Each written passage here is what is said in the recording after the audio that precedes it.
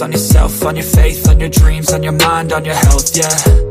You gotta work, never tell, keep your head down, find what you love and excel, yeah. Push and pull and repel any hate, go create what you want, feel compelled, yeah. And once you finally get a taste of the race, you'll never look back once you felt that. Don't let somebody take your time and your worth, just focus on yourself first. Don't let somebody take your time and your worth, just focus on yourself first. Don't let somebody take your time and your worth, just focus on yourself first. Don't let somebody take your time and your worth, just focus on yourself first.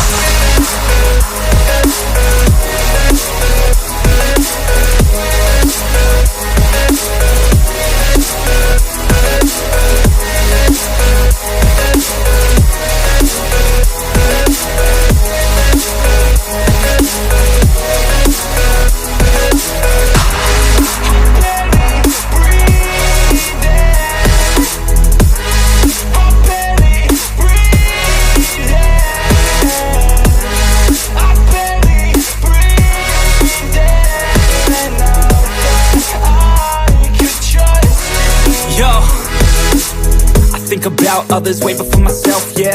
I guess that's why I feel like I go through hell, damn. Wasting time on your dreams instead of mine, yeah. About to turn this franchise around on a dime, man. It's all about finding your right state of mind. It's all about turning the worst into fine. It's all about time and the work and the climb. From the thirst we will rise, I'm immersed in this life. Don't let somebody take your time and your worth, just focus on yourself first. Don't let somebody take your time and your worth, just focus on yourself first. Don't let somebody take your time and your worth, just focus on yourself first. Don't let somebody take your time and your worth, just focus on yourself first.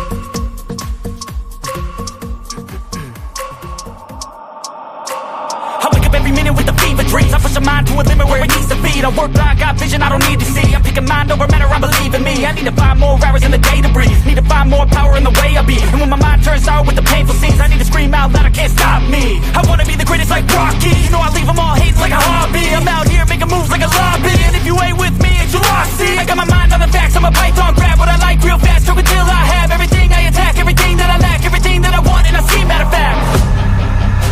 Cause I'm my own worst enemy. Only if I let it be. I can control anything if I can just think carefully. I control my destiny. Deep up in my mind I manifest it.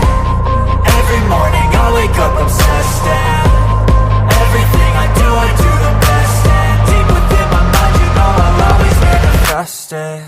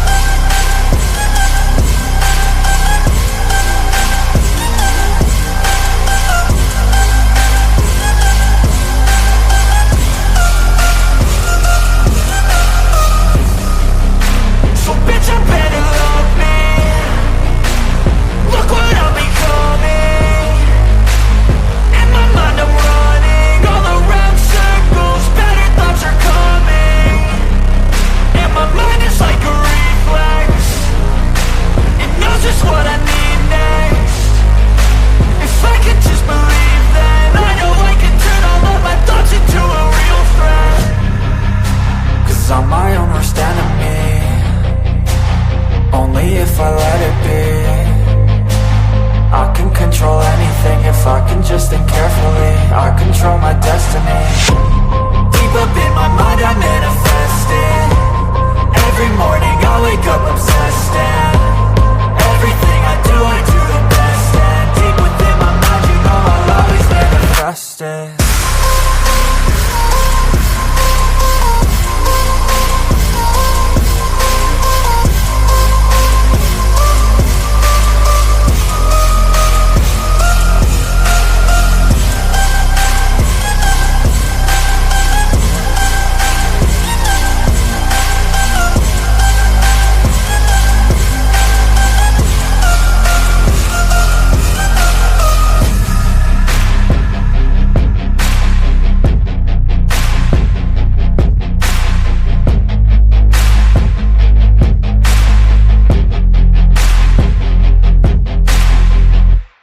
Hello, and welcome to My Mind Over Your Matter. My name is Rick. I'm just finishing up, rolling up. Let's get the show started. Let's go ahead and bring on the cameras. I hope everyone had a good day.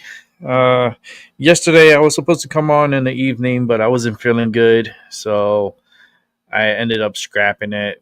And plus, there wasn't really much to talk about because there wasn't really no deals to be mentioned from the meeting with the European leaders and with Zelensky. And it was just it was a little nice meeting. And there's another one that should put up a try meeting that's gonna have all the big players together with Putin. So we'll see what happens there.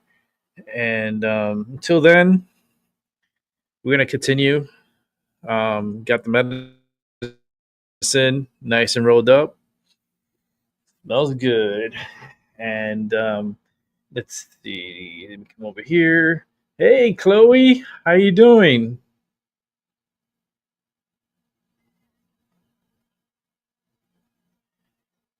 Oh, yes.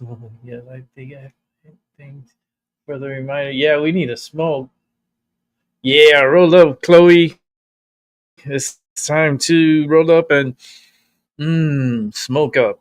I do have some news today. Today's gonna be a little mix of everything. Okay, we got some political, we got some weird, and we also got crazy. And when I mean crazy, I'm like batshit crazy. Okay, and let's go ahead and where we want to start this with. Let's see, what direction will Rick want to go?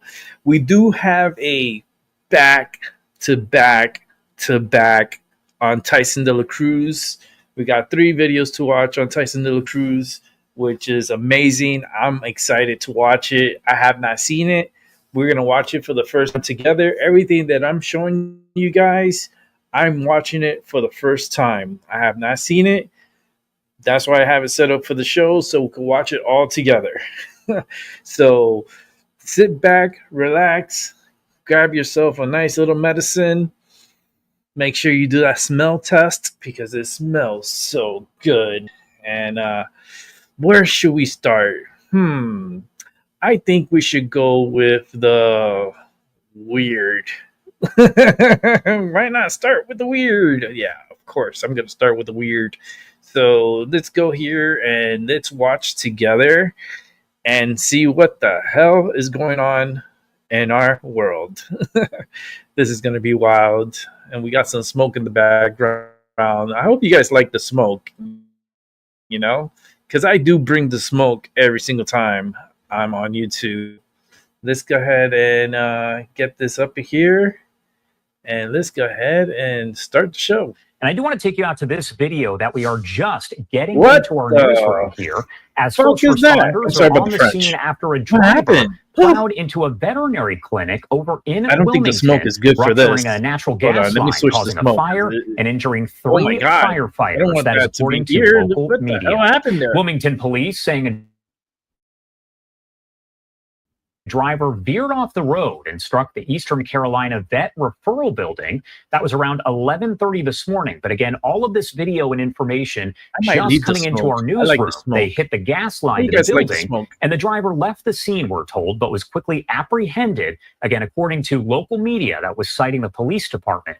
Footage taken by Jordan Branyan, that's what you're seeing right there on your screen, shows moments after the impact. The vet clinic's website states that it would be open for business starting September 15th, so about a month from now.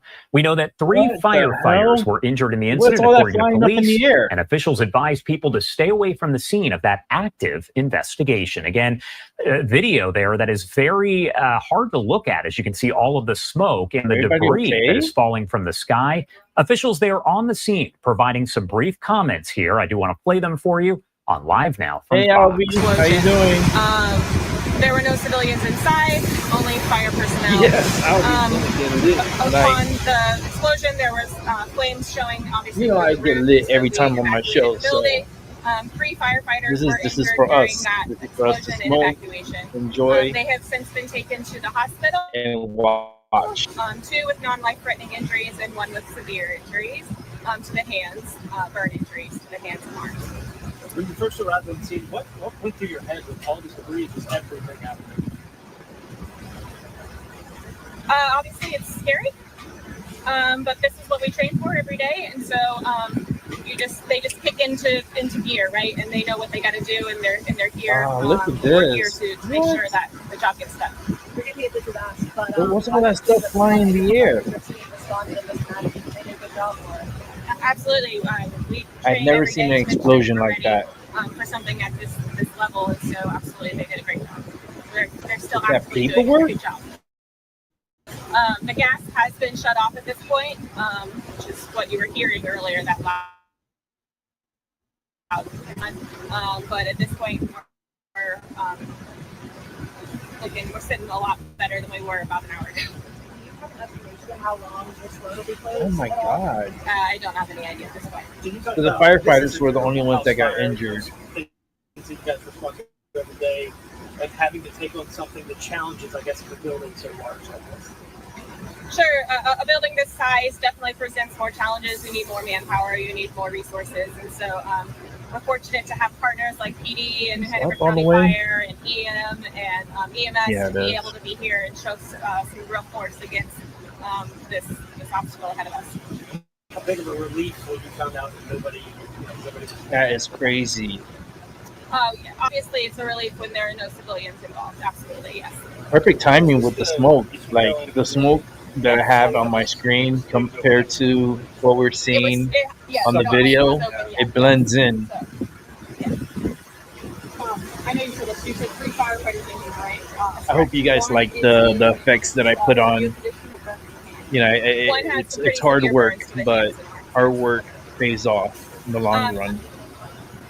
What instigated the whole thing? I'll let you talk about it a little bit. So shortly before the explosion, probably about 20 minutes or so before the explosion, WPD responded to the scene here for a vehicle that had turned onto New Center Drive from Bob King Drive and went off the road behind us here and struck the gas lines feeding the building. That exploded.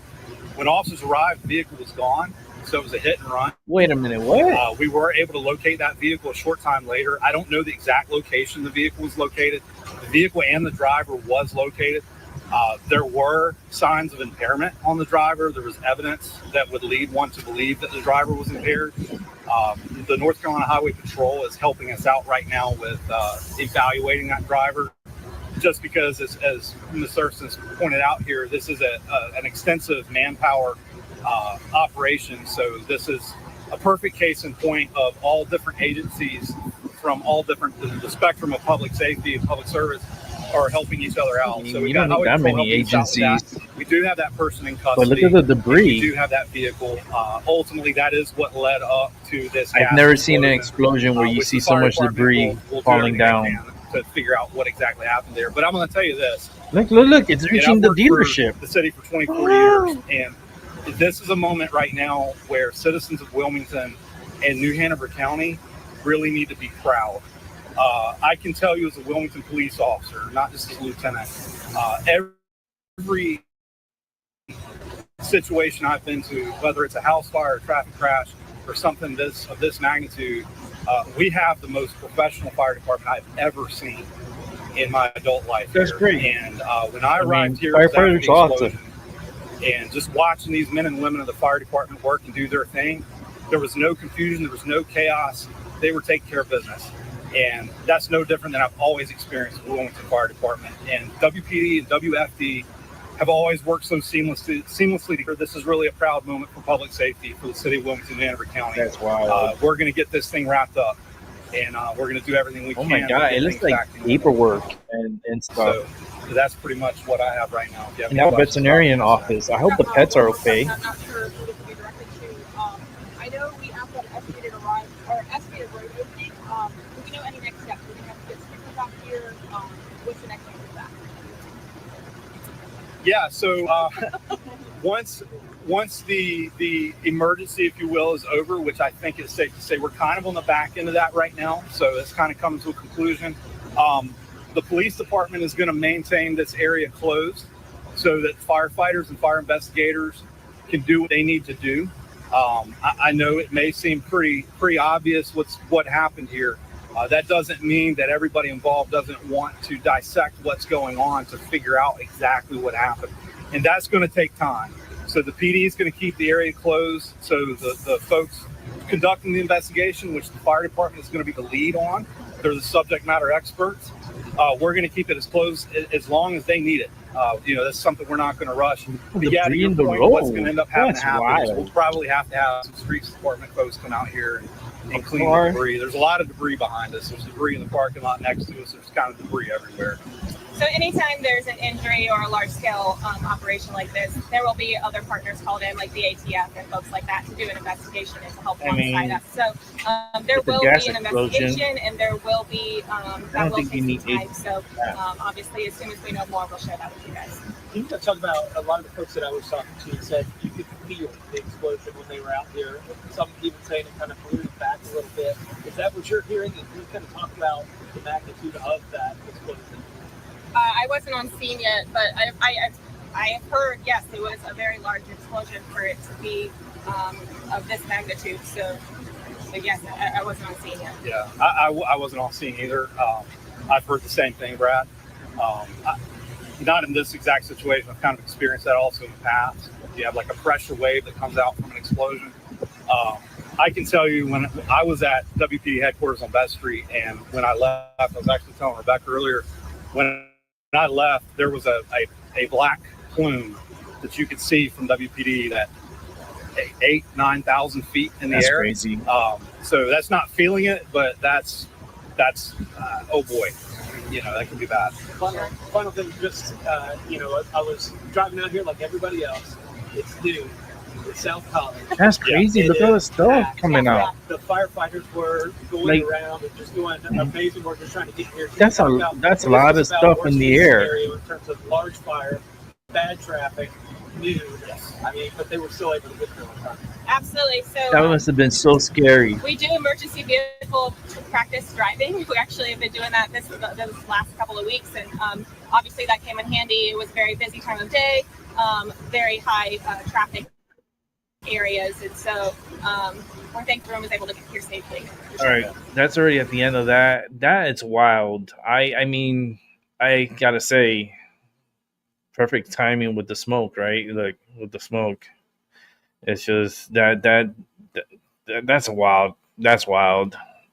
I've never seen. Okay, the scenario is a car was turning. I guess. I don't know. He lost control. I don't know. And ran into the building. Hit a gas line. I guess you know how they have the gas lines and they have him like going to the building. Maybe he hit that perfect area to hit a gas line. He hit the gas line, and then he backed out and left the scene. And then after he left the scene, a big explosion happened at the veterinarian facility. I hope no animals or people within that facility. I hope they're okay. but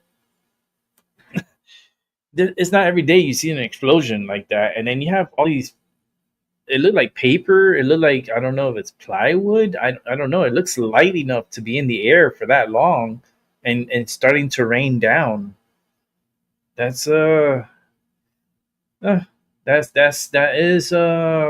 that's wild.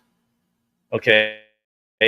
So we're going from wild to batshit crazy. You already see batshit crazy. This one, I gotta say, is I did see it. I did not see the whole thing. I ended up bringing up the video of the whole thing.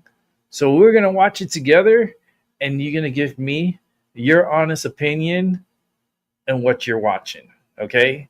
So let me set this up, and we're gonna watch this together. This one here is wild. I mean, wild.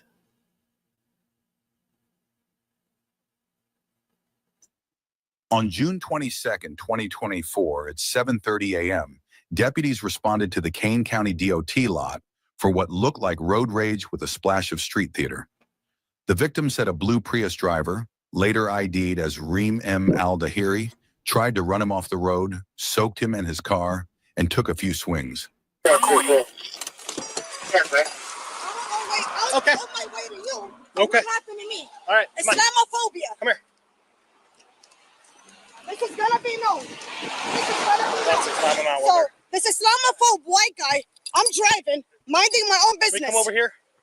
I'm driving, minding my own business, right? This is recorded, right? Oh, yep, it's recorded. Over here. So if you back him up because he's white, come here. You're gonna pay for it. I don't want you to get hit. So here's the thing. I'm driving, minding my own business, following the speed limit. Here comes this white guy trying to outspeed me. Are you listening to me or not? I'm trying to tell my people that I'm out with you. So can you give me 1 second? Just give me 1 second, man, please. Right. Because you're not going to defend Islamophobia. Give me 1 second. He tried to kill me. What's wrong with her? Yeah, he tried to kill me. Right? He tried to kill me. What's wrong with her? Okay, so what happened? He tried to kill me. I'm about to videotape this. Because he tried to kill me. You're not going to kill me. You're going to get hit by a car. You're going to kill yourself. What are you talking about? Get the fuck off the street. There you go. Yeah, he's Islamophobic. Okay, so can we talk about what happened? So I'm on my way to you, by the way. Okay, I'm right here. I'm right here. I'm on my way, not to you, no, to the police. I am the Muslim. police. 3 minutes away. I am the so police. Here's what's happening. Are you coming too, or so what's gonna where happen? this occurred is my jurisdiction, so I need you to talk to me. I do not feel safe. People are recording too. We're recording. Yeah, over here too, they're recording. Okay, that's great. Can we talk about what happened? So I'm driving, minding my own business. There's this Islamophobic white guy behind me, literally driving this me is to crazy. nowhere, almost about to hit me. Okay. So I'm slowing down because I don't know what's going on.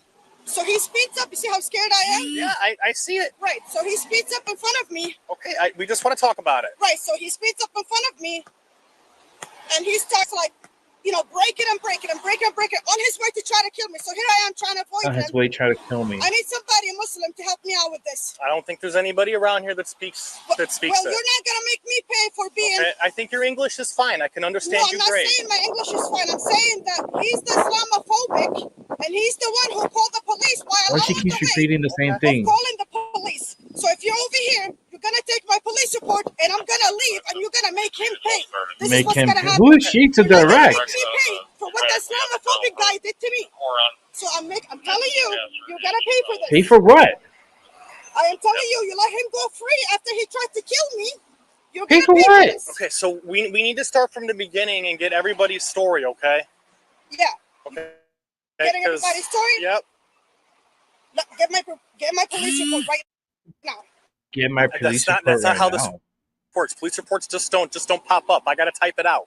Takes a couple days. Watching? Are you watching? Ma'am, What's can we going please just on talk? with her? Everybody watching? Can we please just talk over here? You're gonna kill yourself We're and gonna keep talk walking over to the here. street, lady. Disrespect me. Can we please talk Can we calmly do a and try to police figure report? out what Because- happened? You will Get get your away from police the report, I street. promise. Okay. Okay. Chris? Yes.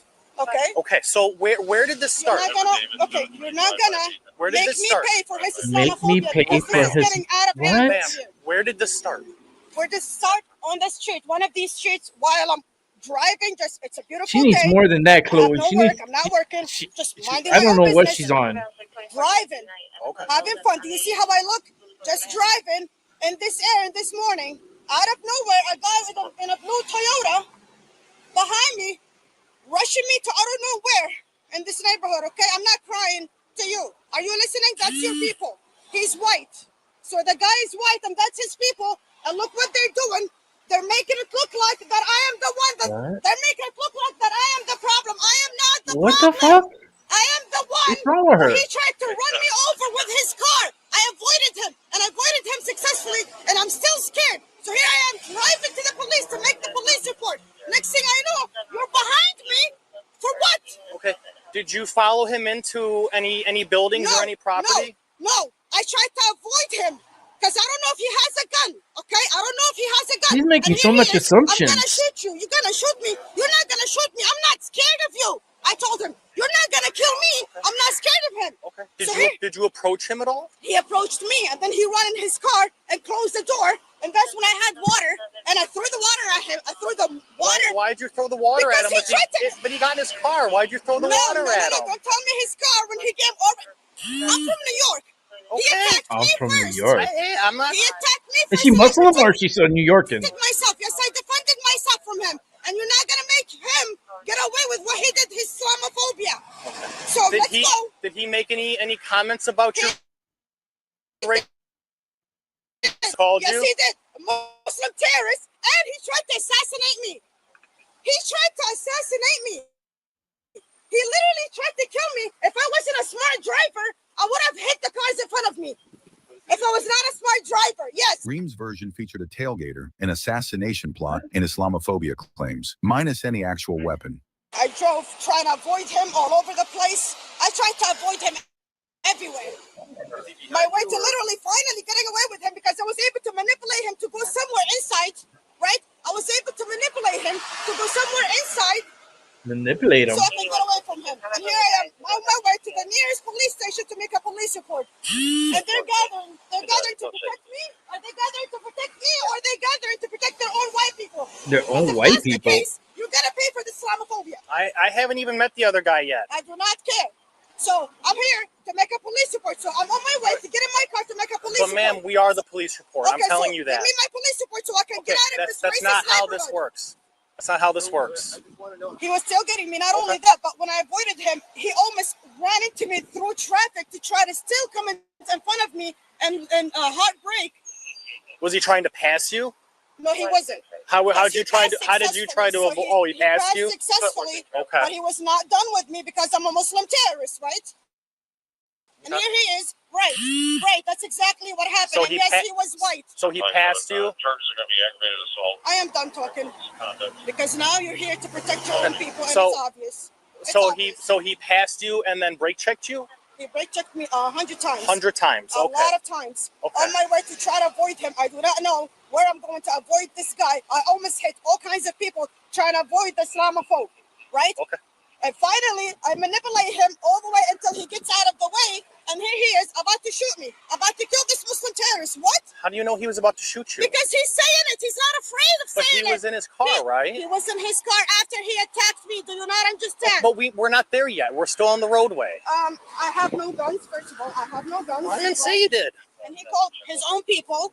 I don't know why you're so invested in this, right? So he I'm not sure why you're so invested in this. So he passed you and then water. This was my protection against him. Okay. So he everybody is watching. Ma'am. Are you watching? This Ma'am. was my protection against the so Islamophobe. he passed you and then brake checked you numerous times. Numerous times. And then how did you And he maneuver threatened him the out of? hell me, How and did I'm you? literally shaking from what he did. How did you maneuver him out of the way? How did I ended up maneuvering him. He ended up going the opposite of traffic. And I ended up going my way. So here he comes behind me. Here I am avoiding him over here. Here he is going over there, waiting to do. I don't know what. I don't know if he was when he went to the little. I think it was like a little industry place. Yeah. When he was going there, I don't know if he was going to U-turn to try to kill me again. So here I am going there, thinking it's probably a police station where this place is at. So you followed him in there. No. He followed me in But there. he was- U-turned. You said he do was. you understand? You said he was in front of that you. I am the one. Ma'am, Who's a victim here? Do you not understand this? I'm just trying to get it figured out. So he was in front of you. I still don't know how you maneuvered him out of the way. How did you maneuver him out of the way? So, regardless for the police report. What is going on here with this lady? I am not giving any name or any information. Is this your car? This is my car. I have a picture of his car. Okay, can I see a picture of his car? Yes, you can.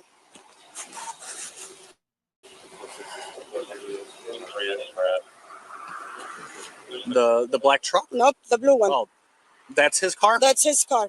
Oh, okay. Another blue Prius? Yeah, another blue Prius. Okay. Right. Okay, so, and then did that damage get caused by the incident? I am not answering any questions. So, when you guys pulled into that place up there... I am not answering any questions. When you guys pulled into that place up there, was he still in front of you or was he behind you? So then you guys pulled into that place. I don't know who was in front or who was in back. And then you guys both got out of your cars? And then at what point did you throw the water bottle at him? Chloe, you're right. So am I getting my police report so I can You're gonna get a police report. I'm just trying to go to the hospital. I'm trying to get your statement so that we can file a police report and then I have to sue you for what's happening. I'm trying to get everybody's statement so that we can get the story straight. All right. Okay. So I want you to talk. I'm not answering any more questions. I explained you what happened. And at this point, we don't even know who you are either. So because you don't want to provide your ID. Right. I just heard you. You verified who I am. Is that who you are? Yeah, that's who I am. That's okay. Right. Okay.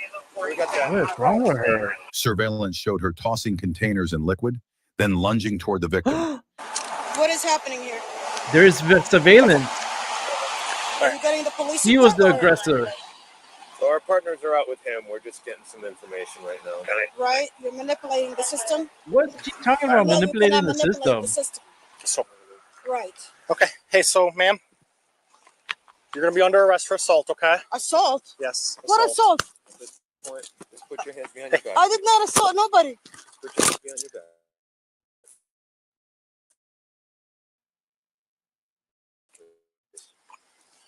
Wow. Talk to him. He wants to press charges for assault, so that's why we're placing you under arrest. We're going to take your phone, okay? Oh, wow. So you protected your own white people? That's not how it goes. Yes, it does. I did not assault him. I did not assault him. He tried to kill me because I'm Muslim. And that will be duly noted in the report, okay? You get it? Islamophobia? Everything that you told us is going to be noted in the report. But you protected white people, on me. You protected the fallen angel on this Arab. Is that too tight or is that okay? You protected the fallen angel knowing that they have no future. Hey, ma'am, is that too tight or is that okay? Oh, okay, I can get a finger in there, okay? Get a woman. Do not touch me. Get a woman. Get a woman? Get a female. Now she wants a female? Get a female. Do not touch me. I'm a woman. I'm a Muslim. She resisted. Now she's Muslim. Car and She's accused a deputy of misconduct, which body cams and he's from New York. Contradicted.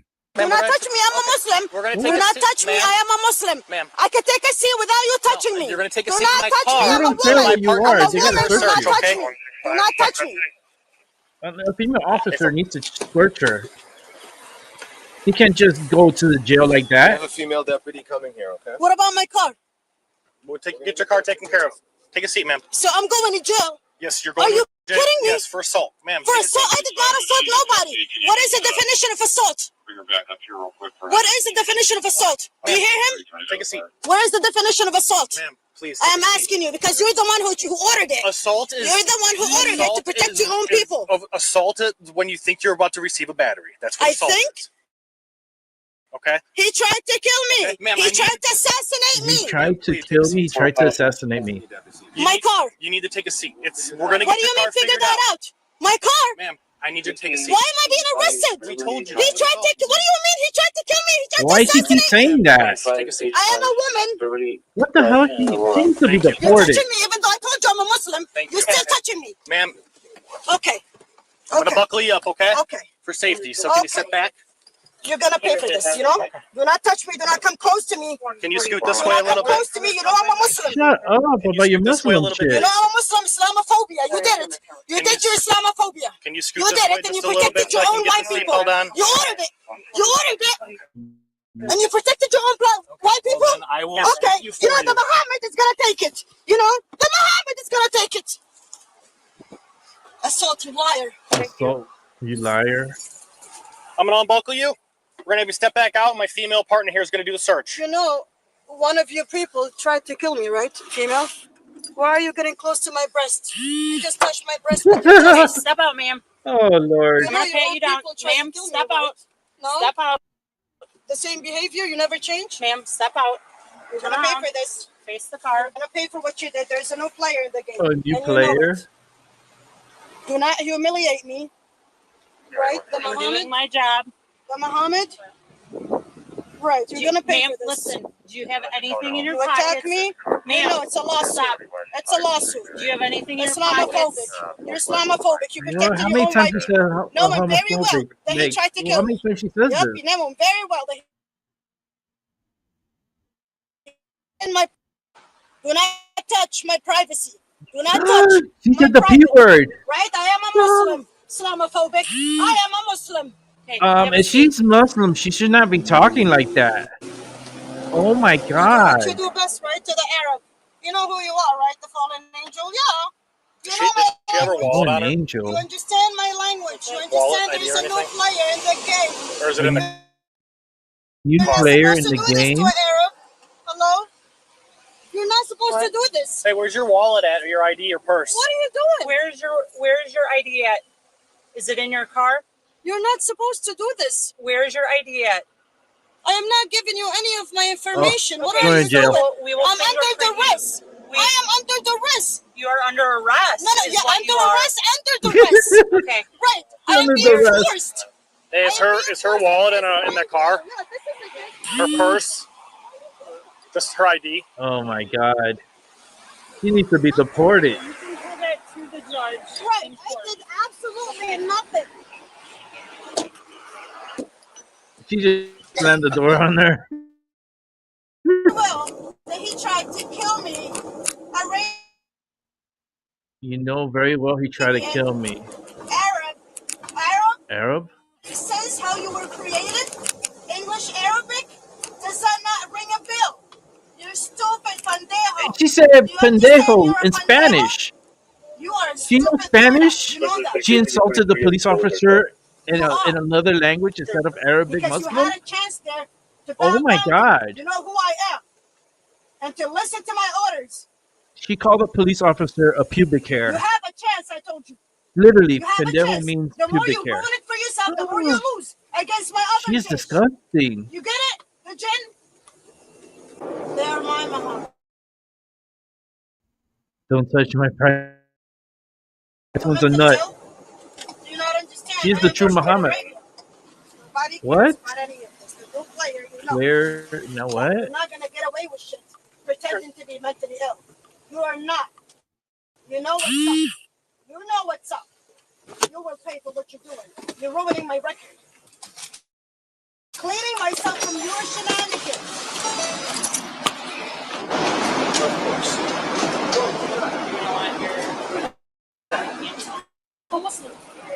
Oh my God. She's still with the Muslim thing?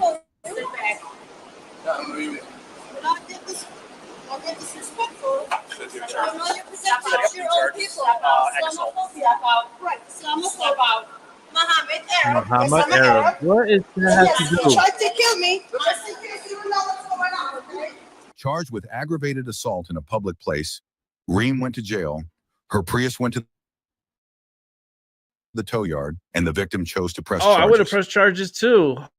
Holy shit. What the was that about? Man, we went from wild to crazy, like quick.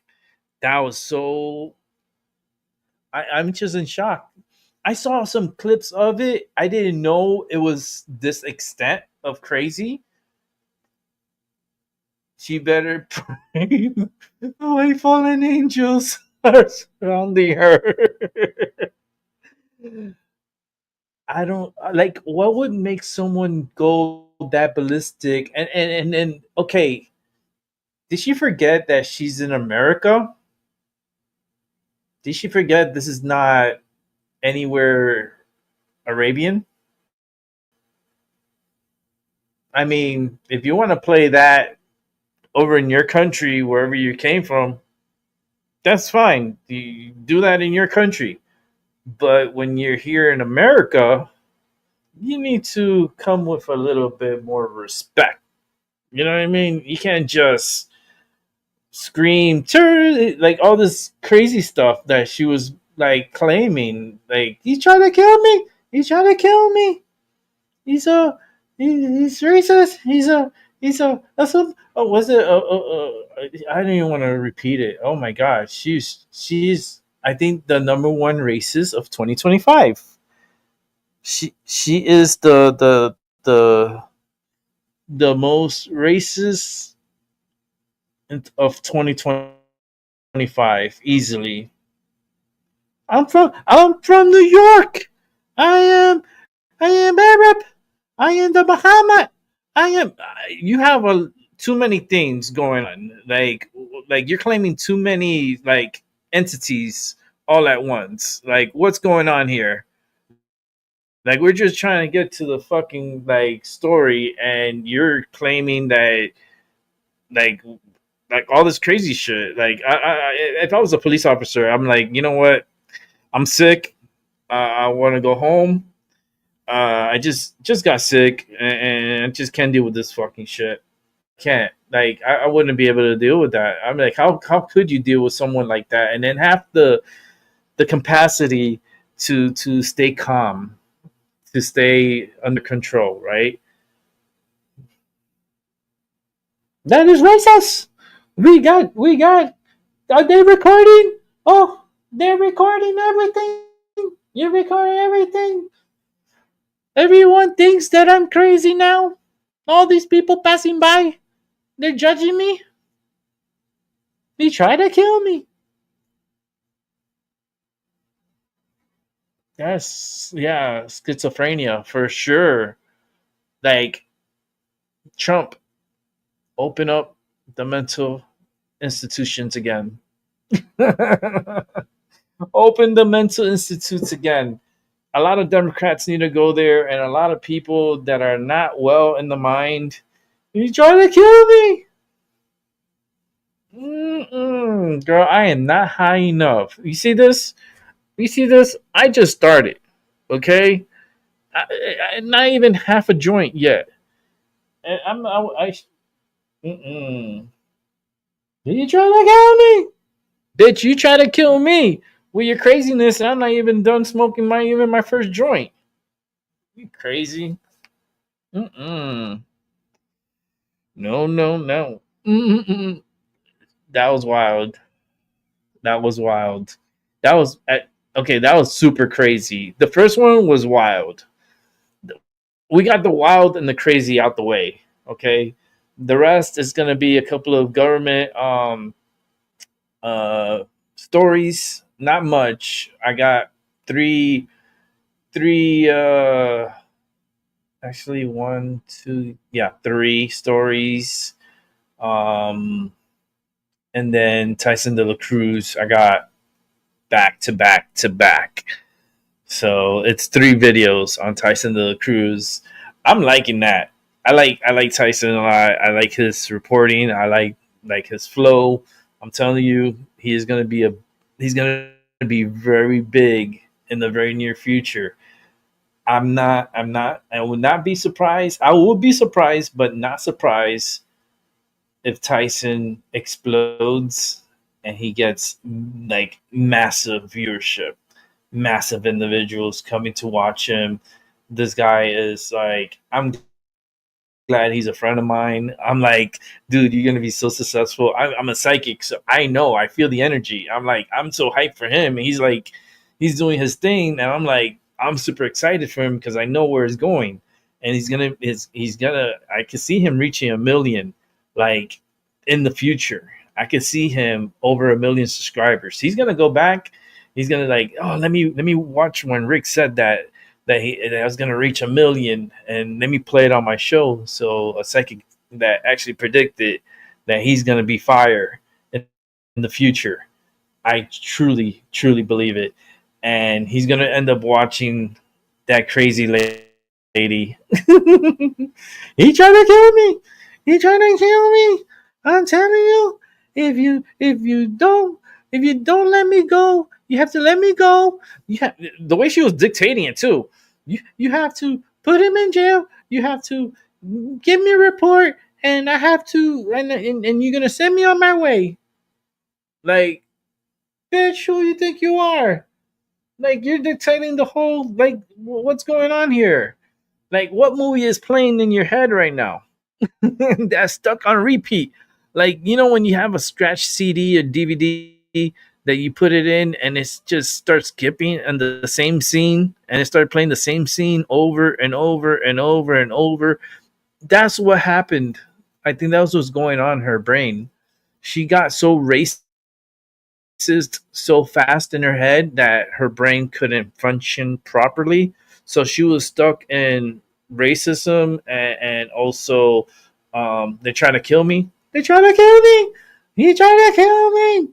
I'm telling you, if you protect him, you're a white racist. You're white, and you're gonna protect him, and you're not you're some flip. I can't with her. I just can't. I just can't. Oh God. Oh, I'm sorry for that. I'm sorry. I didn't know it was that bad. I saw a clip of it and I was like, I want to see it on my show. I want to see it. This is my first time I'm watching it, and oh my God. Oh, my Muhammad, I'm gonna sue you. I'm gonna take you and everybody's money. Everybody's here. Give me your money now. I'm not gonna wait for it. You give it to me now. Put it in my car. Oh no, she is gonna be a meme for sure. She is gonna be one major meme. I don't know. I don't know. Let's check out a couple of stories here. Let's go to the President Trump beginning plans for the Putin Zelensky meeting. Oh, I didn't cap this one off yesterday because I was like, I wasn't feeling good yesterday, last night, to be honest with you, and I didn't feel like there was anything really important after all the meeting and all the talks. So I was like, let me just, I did a good 2.5 hour show on that, and that was good enough for yesterday. But this one here, let's check out, and we'll talk about it at the end of it. He said yesterday during that big summit with European leaders. Yeah, on the ground in Ukraine. He also said Ukraine's chances of joining NATO and regaining the Crimean Peninsula from Russia are impossible. Here's Brian. If you're American, Mexican. 3 steps forward is what the Finnish president said. Quite a lot was agreed to, according to UK's Prime Minister. It could happen within 2 weeks, said Tyson the German has Chancellor. Yet today, there is shirt. still no concrete See, I can meeting bring set it up. up between Russia and Ukraine to end the war. President Trump says that's what he worked to set up when he paused the meeting of European leaders Monday to call President Putin from the Oval Office. I didn't do it in front of them. I thought that would be disrespectful to President Putin. I wouldn't do that because they have not had the warmest relations. Putin told me it was years that he didn't speak to anybody from Europe. No, it's a fractured relationship. And I told him that we're going to set up a meeting with President Zelensky, and you and he will meet. And then after that meeting, if everything works out, okay, I'll meet and we'll wrap it up. But, it takes, in this case, 2 to tango. They have to have somewhat of a relationship. Otherwise, we're just wasting a lot of time. Zelensky says he wants to meet Putin, but today the Kremlin is non-committal. Also unclear is if Putin has agreed to any of the agreements made here yesterday by the U.S. and European leaders. At the White House, Brian Abel reporting. I mean, it's going to happen. I feel like this is like, It's a big deal. It's definitely not Trump's issue. It's definitely Biden with his stupidity started all this craziness, and we're just living it out. And Trump doesn't really want to deal with this shit anymore. So it is what it is. Let's go over to this news here. We're gonna do let's watch. Gotten in New York for us this morning. Thank you. All right, let's dig a little deeper on this by bringing in the Department of Public. Here's what the Boston Mayor Michelle Wu said. That's crazy. In response to today's deadline. Mexicans ain't going nowhere. Here is You see how fast they're gonna leave? Stop They're gonna attacking leave. our cities to hide your administration's failures. Unlike the Trump administration, Boston follows the law. And Boston will not back down from who we are and what we stand for. Excuse me. We will not You're in back America. away from our community that has made us the same. Who she thinks she is? In the country. Sounds like a long way of saying pound sand. It sounds like it. What a bizarre press conference. But the lives of Americans is no joking matter. And these This is America.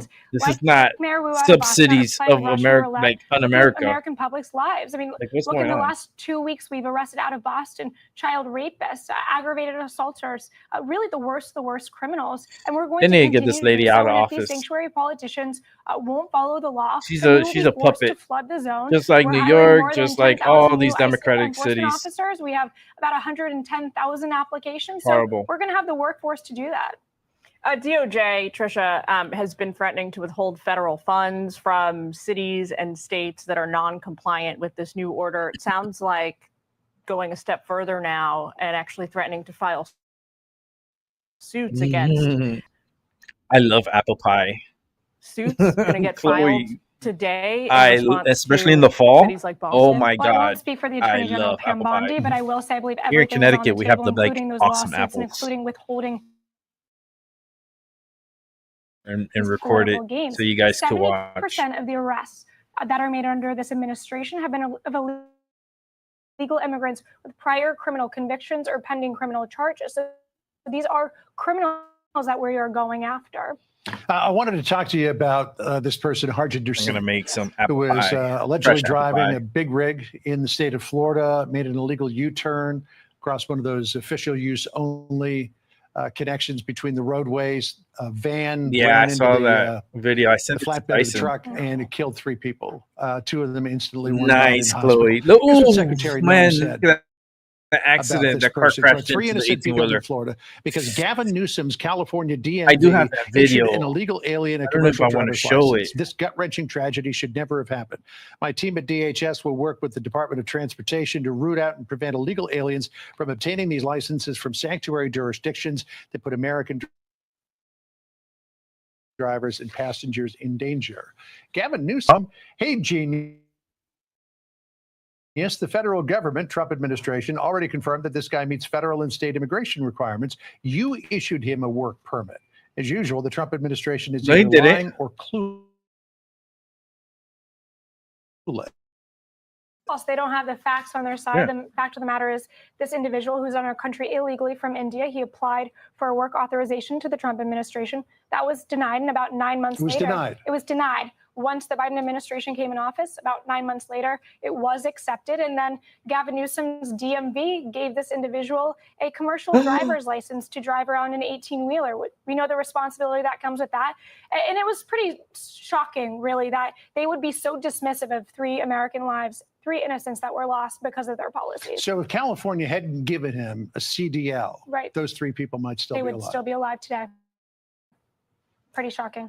Wow. I want to make sure we ask you about this too. Might have to jump Out to of the White House briefing California. in a moment. But our colleague Mark Meredith shared with us from They're gonna sources check the licenses screenshots of these people. Ring doorbell camera app communications that shows outside DC communicating about ICE.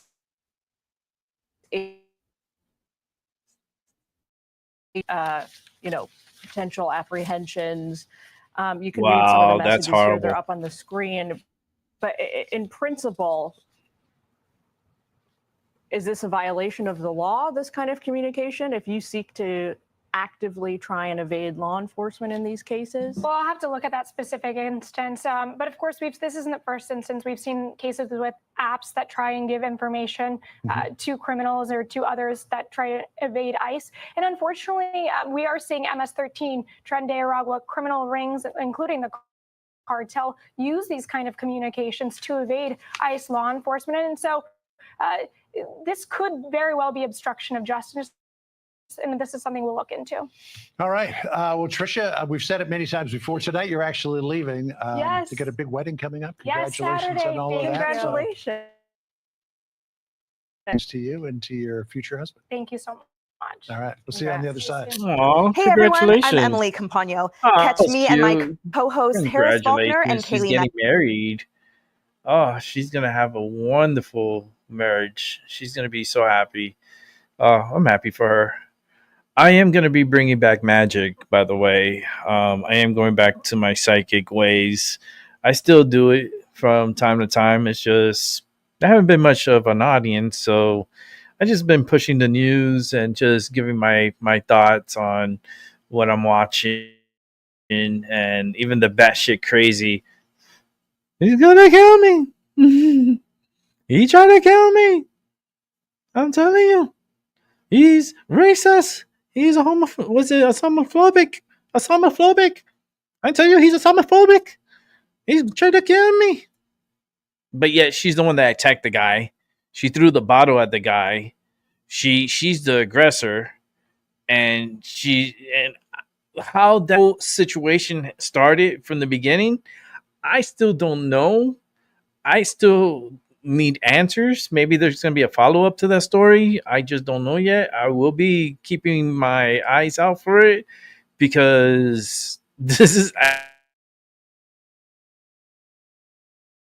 I want to see the body camera of the other individual who was, the other officer that was with the other person.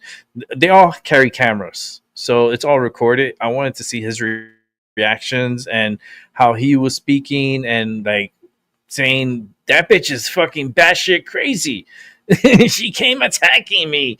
Like, I would like to see like what, and he did press charges against her. So that's she has a court date. So we're gonna follow up on that. I'm definitely gonna follow up on that because I think that's important. It's crazy. I can't imagine her in court. Imagine her in court. He's a racist. He tried to kill me. The police officer tried to kill me too. He touched my breast. He touched my breast, and I felt violated of my privacy. I felt, don't touch my pussy. What did she say? She said it 2 times. Like, are you kidding me? Like, what is wrong with this lady? I'm still stuck on that lady. I'm gonna have to watch that thing again. I'm gonna have to watch it again because I this is the first time I saw it. I mean, I think we're gonna have to watch it again after this news story.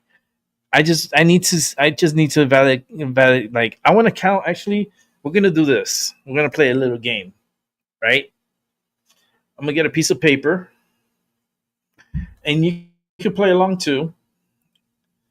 And we can do this together. And I'll give you time to get a piece of paper. Get yourself a pen. I have a pen here. I have a lot of pens. That's one thing I always will have is pens and lighters and candles and tarot cards, and I'm always prepared for everything because I take notes. I write down things and messages that I get. I always write it down because I always hear things and see things, so I tend to write down the stuff that I hear. He tried to kill me. I have to watch it again. Okay, so this is going to be the game for tonight. We're going to write down how many times she says he tried to kill me. So we're going to write that down. He tried to kill me. We're going to count how many times we mark little lines. So we know she said this a lot. So we're going to keep track of how many times she says, he tried to kill me. Okay. And then, where should we go? Islamophobia? Islamophobia sounds pretty good, right? Should we go to the Islamophobia? Okay, Islamophobia.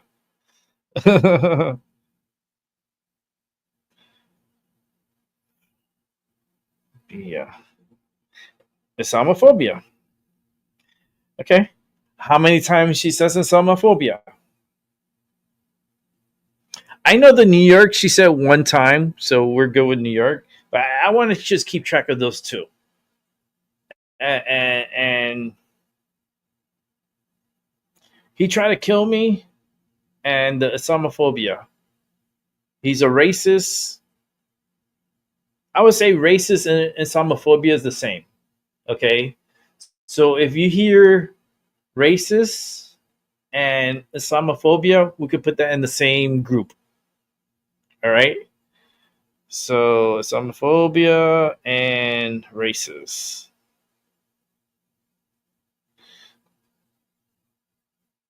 Crazy. So we got those two. You can't see, well, you can't see, but then because I have sticky notes here, I have more sticky notes just in case the amount of time she says that he's trying to kill me. Okay. I'm gonna try to do my best to count and let's see if we can get a number together. Okay. I'm not gonna be counting the numbers out loud. I'm gonna be marking them down every single time I hear it. And let's see at the end if we have the same amount counted together. This is a fun game. This is very interactive. Don't you think, Chloe? Don't you think whoever else is watching? If you want to participate, just play along with me. I'm going to watch one story before we go back to Crazy, because we're going back to Crazy Town. But before we go to Crazy Town, let's check out this news segment, and then we'll be getting back to how many times she says, he tried to kill me, and how many times Islamophobia / racist, how many times she mentions that. Okay. This is going to be one hell of a fucking game. I'm telling you right now. We do this. Okay. I give you a reward. We'll do a free reading between me and Maggie. Maggie, you know Maggie, or Maggie. We're gonna do a show together. It's gonna be probably on Saturday. I'm not 100% sure because she hasn't been feeling good and her husband hasn't been feeling good, so it's kind of hard to coordinate something. But we're gonna try to shoot for this Saturday. So if you match my numbers, and there's only 2 people watching, so Chloe, this is like a shoo-in for you. I'm like, Chloe's like, fuck yeah, I'll take that reading, especially for Maggie. Maggie's fucking awesome, man. I love Maggie. She knows I love her. She watches the show all the time, so she's gonna hear this. You know, I hope things get better, faster, and I would love to have her back on here and seeing that magical smile and have her give us her energy, and it hypes my energy too. So it's like a win-win situation between me and Maggie. And we are going to bring back magic, and the psychic readings are coming back, and the tarot card readings are coming back. So that's going to be fun. That's going to be fun. Can't wait. All right, so let's get to the news first, and then we're going back to Crazy Town.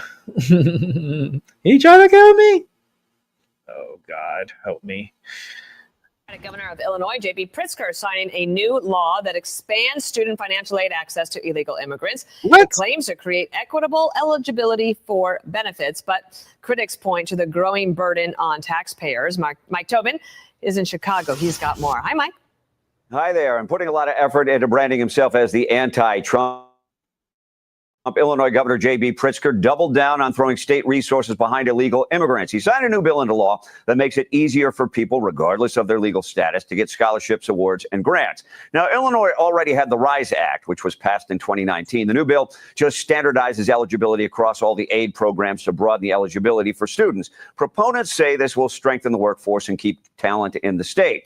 Critics point to soaring costs in Illinois. The state is projected to spend some $2.5 billion on migrants by the end of the year, most of that on health care. The big problem is that when an illegal immigrant gets access to that funding, then it's probably closing out the opportunity for another kid from Illinois who's actually a long-term resident. President Trump has done a great job of closing the border, and yet Governor Pritzker is doubling down on taking care of illegal immigrants. Now, the law takes effect at the beginning of the year. 18 states total, and That's not going to fly with similar Trump. measures in place. We asked the Governor Pritzker's office to comment on this legislation, and as we also Trump's not going to allow that. Office, one-word response: no. Dana, back to you. All right, Mike Tobin, Trump's not going to allow. so much. Appreciate it. Got it. They're not going to allow Last it. week, Boston received a letter from the Attorney General of the United States threatening to prosecute city officials and withhold federal funds unless we cooperate with carrying out mass deportations. Here is our response. Stop attacking our cities to hide your administration's failures.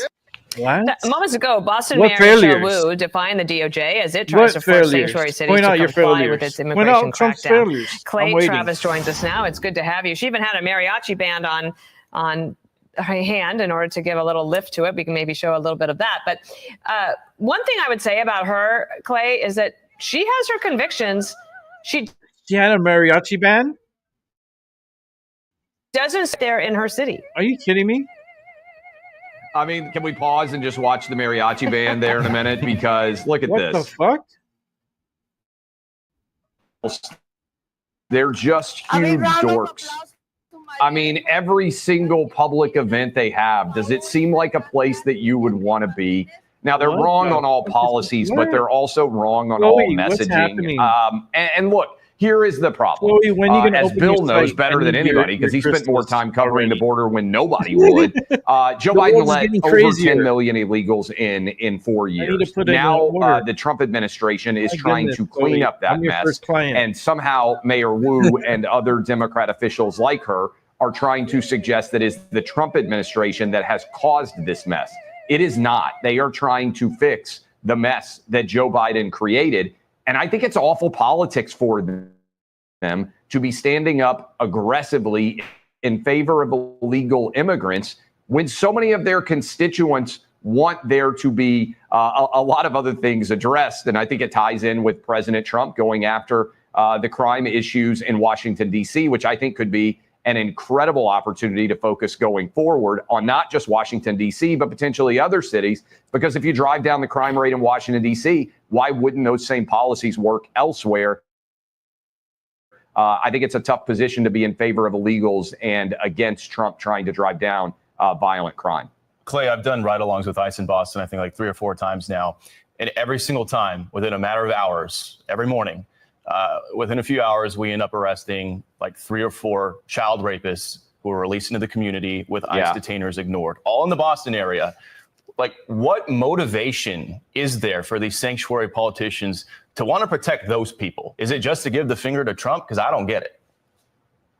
Yeah, I think that's unfortunately the reality, Bill.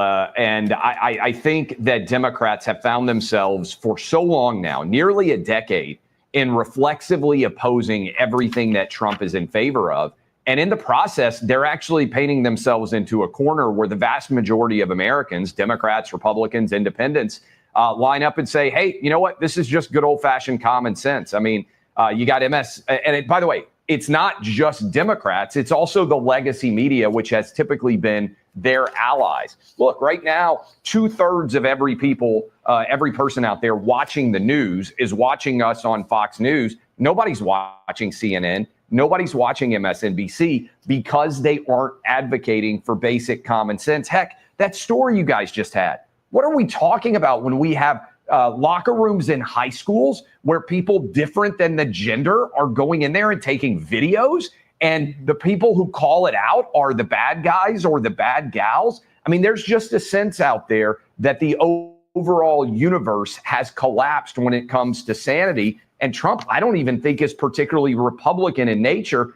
I think he's just advocating for basic common sense. Clay, I want to cover one other story with you. This is where Governor Newsom is taking heat for that illegal immigrant driver who had a driver's license and it caused that deadly crash. Watch here, DeSantis last night.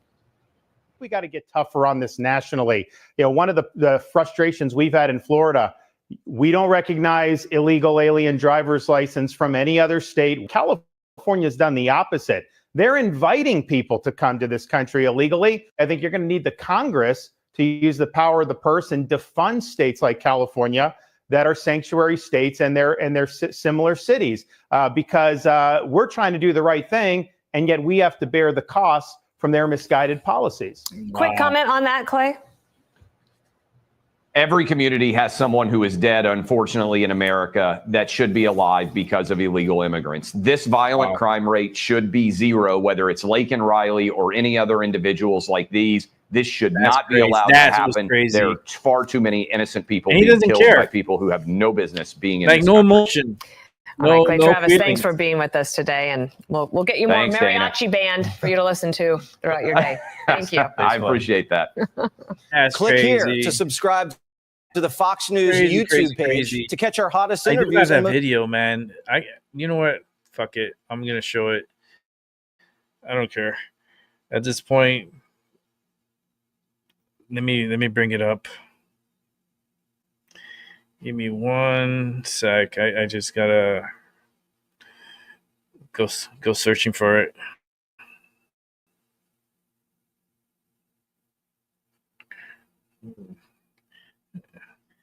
And as we're doing that, let me start closing out some windows. I hope you guys smoked enough, because we're going back to the crazy town. He trying to kill me. He's Islamophobic. He's racist. He's white. You're gonna protect him? He's white. I'm like, this lady, she's very racist, man. This is, that's something that I don't know. I don't. Racism is everywhere. You know what I mean? I have Muslim friends, and they don't act nothing like that. Are you women, Muslims, act how she's acting? Are you kidding me? Are you kidding me? Okay, like, no. She's a mess, and we're going straight to the mess. I'm closing out these windows because we're already done with all of them. We saw everything. Let me see. You know what? We're going to watch one more video before that craziness. I just got to watch one more video before that craziness, because it's already giving me a headache. I want to give you guys enough time to smoke, because I'm only halfway of my joint that I rolled up, and I feel like I got to roll another one. She's going to, you know what? Let's take a time out. Let's roll another one. I need to roll another one. I'm sorry. She gives me anxiety. I already have anxiety. We're going to watch it again. This is how we punish those who have anxiety. We just punish them with more. Like, no, we have to. I want to play this game. This is going to be the game of all games that I have played here. It might come with some kind of reward with it. I'm telling you right now. It's Chloe, you're the only player, because I don't know who's the second one. I don't know if it's Albie or who it is. Should be Albie, but I don't know if he's there. Let me roll another one. I know she's it's that number is going to be high, and the amount of times. What is this one? Oh, the Ghost White. I forgot I had this one. Damn, I've been smoking my deep blue gas flower, and then I also have Ghost White flower. And it's like Rick's pimping. Like I got them all here. Like I even got 2 more back here. Rick's like, holy shit, Rick, that's a lot of weed. That's like, Rick has a fucking broken neck. Okay, enough said. We don't need to go back reminiscing. My fucking neck hurts, and that means rain is coming tomorrow. Rain is coming tomorrow. I feel it in my neck. That's crazy. My body is just like a barometer. It feels like the pressure differences, and it feels when rain is coming. Like I'm the perfect meteorologist. Like I could tell you for sure if it's gonna rain or snow easily. You can hear the news all you want. This body don't lie. The metal in my neck does not lie.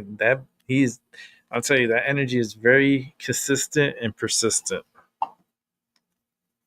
It sucks, you know? My therapist, and the reason why I'm hurting so much tonight is because I had physical therapy today. And the physical therapy was really good. Too good. My neck really hurts. Like really, really, really hurts. And I had a discussion with the therapist, and we came to a conclusion that I definitely need to see the surgeon. I made an appointment to see my primary, but I'm gonna have to expedite it. My therapist is telling me to have that expedited. She's telling me not to wait because she's telling me I have an issue with my C7, and that sucks because my C7, my fusion is 5667, and my 67 C7, I mean, is fucking around and it's causing me problems with pain in my forearm and just very persistent pain in my shoulder, in my neck. Just not feeling good, you know? Yesterday I wasn't feeling good. Today I'm really not feeling good, but I'm still doing the show because I like to at least produce something. And I'm telling you, I got a whole gram. I don't smoke a whole gram. I'm actually gonna grind up a gram, and then I'm gonna measure out 0.5 grams to make my joint because I only smoke 0.5s. Because I don't need. I'm not a big baller. I like my medicine to last, and I don't overindulge. It's like eating, right? You don't overeat. You have to pace yourself and don't overindulge. You know, you want your shit to last. You don't need to constantly pump yourself with medicine to make yourself feel good. It just doesn't work that way. It's just all you're doing is just wasting money at that point. But I'm gonna do another that 0.5 that I'm writing up now because I'm putting 2 medicines together. I'm putting the Ghost White flower and I'm putting the which is the other one, the deep blue gas flower. Those 2 I'm mixing it together. So I'm blending them together. So we're gonna see It's so fucked up. Like, he tried to kill me. It's making me grind 2 medicines together to make one joint to be able to watch that show. That's crazy. That's crazy. So while I'm doing this, we're gonna watch this last news. It's about 10 minutes long, so it gives me enough time to roll up. And once we're finished with that, we're gonna go and watch the most racist person of 2025 goes to her, for sure. Are you Muslim? Are you Muslim? Any Muslims in the house? I thought she was gonna go. I was.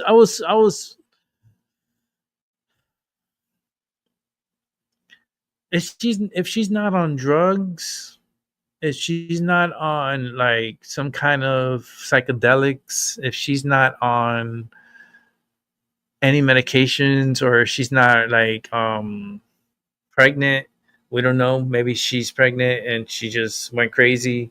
I doubt it if she is, because what man would want that? Like, that's like ever let their wives act that way in public.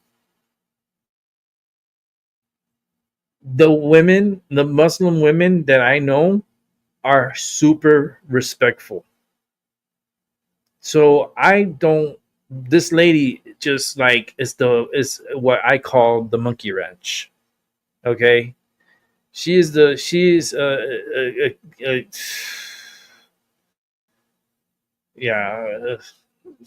she's a bunch of things. Just a bunch of white angels, fallen angels. Yes, she said that. And then she said pendejo 2 times. Listen, that's a Spanish phrase for pubic hair. Pendejo. Like, tú eres un pendejo, pendejo. Like, it's in translation, pubic hair. She said in Spanish. So she went from Arabic to New York because she wanted to talk like the Bronx a little bit, like trying to be all like New Yorkan and talking like New Yorkans. Like, bitch, are you crazy? What drugs are you on? Like, I want to know what she was on, or if she is not on anything, she must have a track history of something, because how is she in America? Was she born in America? Like, anybody check her status lately? I mean, for someone that's living in our country to come and just go crazy, calling people racist and calling people all these crazy names. I mean, you trying to kill me? Oh Lord. Was it Islamophobic? And that's the first time I even heard that about that. Islamophobic. I learned it from her. I mean, I know homophobic, and then, but I never heard Islamophobic. That's the first time I ever heard that. I was like, are you kidding me? What's happening here? I don't know. I need to roll a joint. But let me go ahead and put that video, and then I'll get back to you guys. You trying to kill me? We're going back to the video after this one. I mean, I'm giving us 10 minutes more. It is, listen, my head is hurting. My neck is hurting. I'm in pain. And for me to sit here to want to listen to this bitch again, I'm serious about this. I want to count how many times she says that he tried to kill me. Like, this is a true game. This is like awesome. And then the Islamophobic. Like, I had to write it down here. Like, Islamophobic, racist. Like, those 2 words together, it equals 1, because it's basically the same thing.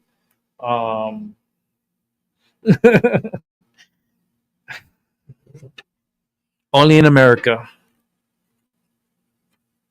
Only in America. I'm smoking. I'm mixing this up.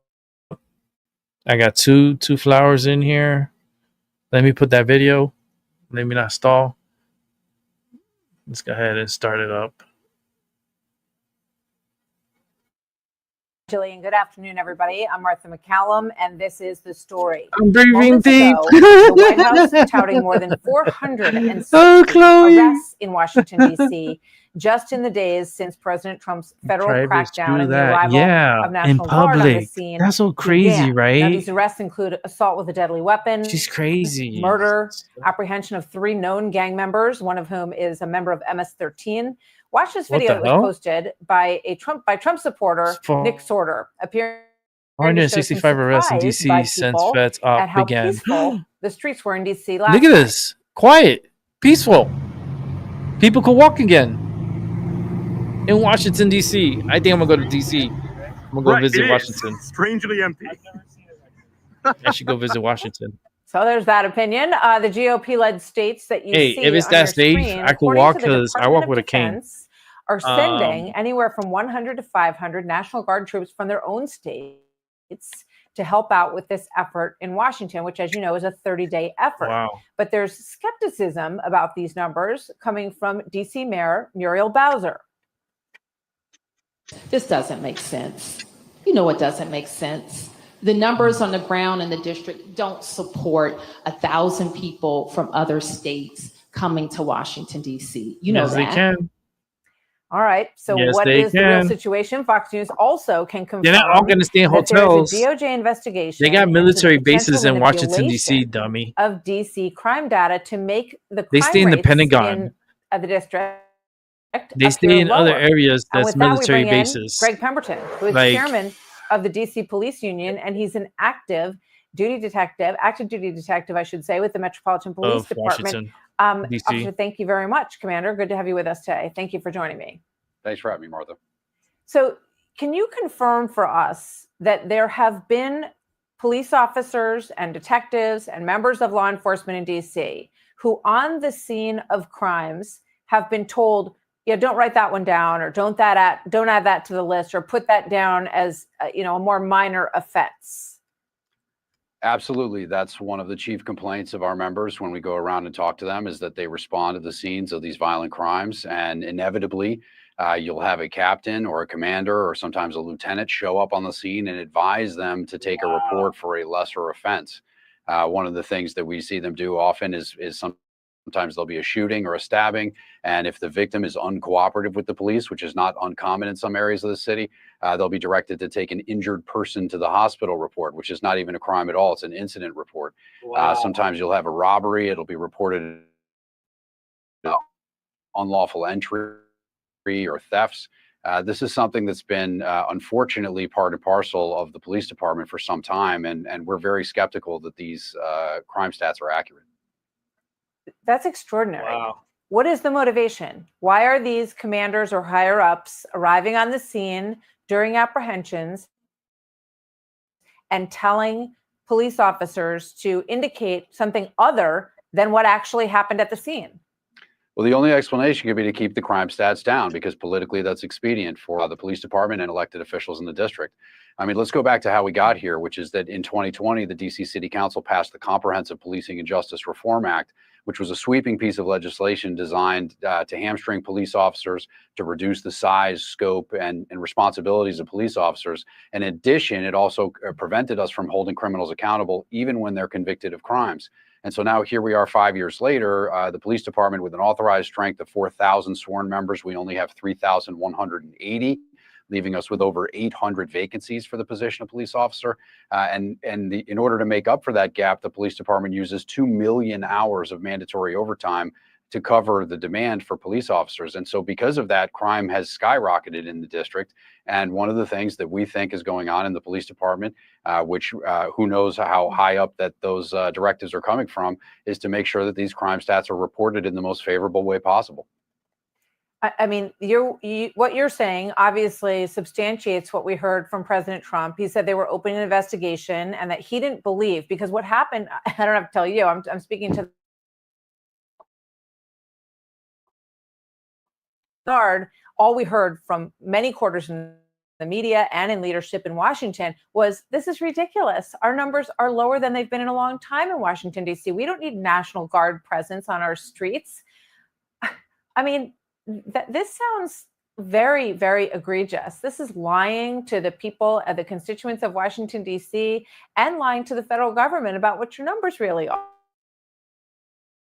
Swearing, and it would be false reporting. And those are statutes in the DC code that make it illegal to do that, to falsify police reports or to change the data.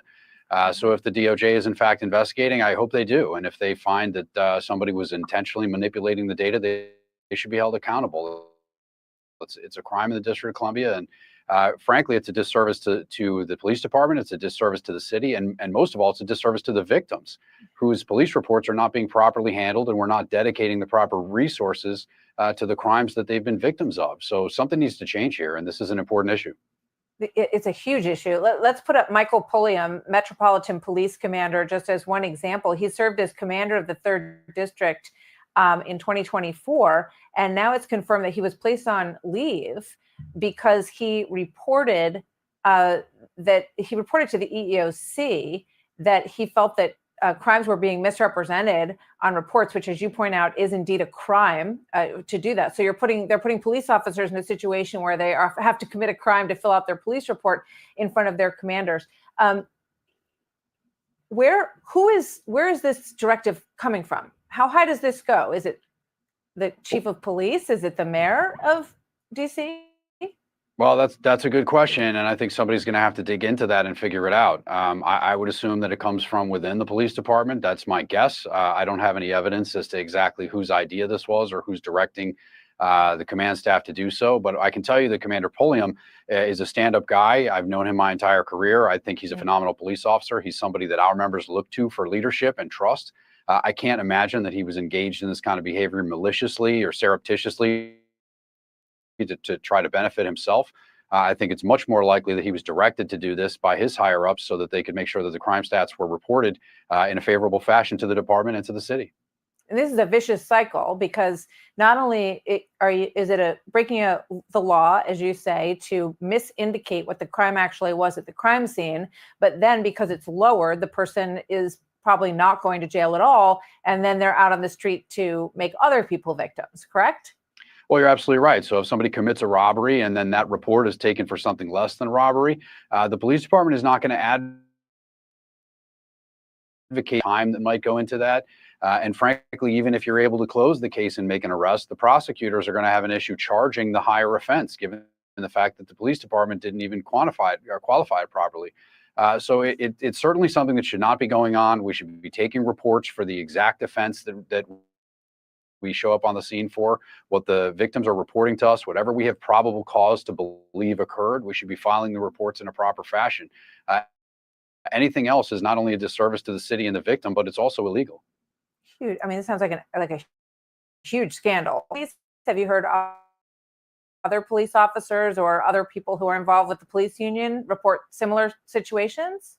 Well, there are other people in large cities that have contacted me since this information has come out, and they've indicated to me, police union officials in other cities who've said, hey, I think that's going on here. I can't speak to that. I don't know exactly what's going on, but I can say that the downturn from 2023 in major cities, which was one of the most violent years this country has had in major cities, at least in recent times, seem to have some question marks over their head about exactly how that's happening. You, as I said in the introduction, you're chairman of the police union in DC, but you're also an active duty detective. Are you concerned about your own job revealing this information? Absolutely not. I'm speaking as the chairman of the union, and that's my job. If if our members, I represent 3,000 sworn police officers in the district. They're the most phenomenal police officers I've ever worked with anywhere in the country. I think we have a wonderful police department, and look, we want to be able to do this job. We want to be able to go out and put handcuffs on bad guys and address criminality. We can't do that with the shortages we have. We can't do that with the underlying legislation. And so what we're hoping is, while these federal agents are here and while that have been passed, that prevent us from doing our job, so that we can get that stuff fixed and we can move on in the future to fix it. It sounds heartbreaking to me to think of a young police officer who's told by a higher up, yeah, don't write that down that way. And it sounds corrupt, quite frankly, in terms of cooking the numbers of crime in Washington, D.C. It's a stunning story. Greg Pemberton, thank you very much for joining us today. Good to have you, sir. Thank you so much. Hey, Sean Hannity here. Hey, click here to subscribe to Fox News YouTube page. They're falsifying the police reports to satisfy the statistics. Like, that's crazy. That's just wild. That's I only in America. And Trump is the one to fix the system. He's going to fix the system. The first time around, they try to pull that C word, you know, and the Democrats ran with that really hard. Because I live in a Democratic city. I live in a Democratic state. You know, I live in Connecticut. You know, very Democratic, very stupid. And when that COVID stuff was going on, people were all with their masks and everybody was just all crazy paranoia. It's just like the end of the world. It was just really weird times, really weird. A lot of my shows got censored. A lot of my shows got taken down by YouTube because they couldn't handle the truth. You know? It's crazy. It really is. All right, I'm ready to start the game. Chloe, are you here? Oh my God. Chloe, I got the pen ready. It's only one person. You're here. So this is on you. You got to match me. And I think this Saturday, I believe I got to get in contact with her just to make sure if she's able to. If she is, I don't know if it's going to be 10 a.m. or 11 a.m. Eastern time. So, Chloe, you're just like 1 hour behind because it's 8:12. I believe in where you're at. So, it'll either be 10 or 11.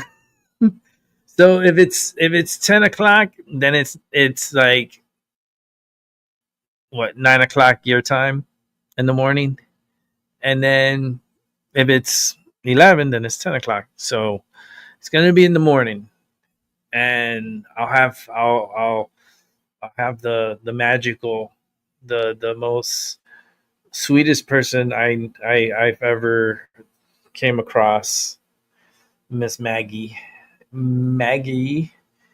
Yes, we need her back here, and she's going to give out some readings. So, Chloe, I'll make sure she give you a reading anyways because you're participating. But we need to count how many times because I really am like, I'm ready for this. I was born for this. That's like literally this lady. Let me light up first before I start. Hold on. I know I'm stalling. I'm sorry. It's just she's giving me anxiety already. I need to light up. I wrote up another one. The other one I have here, it's about a quarter left. You see, it's like a little thing. So, little thing. Maggie, look.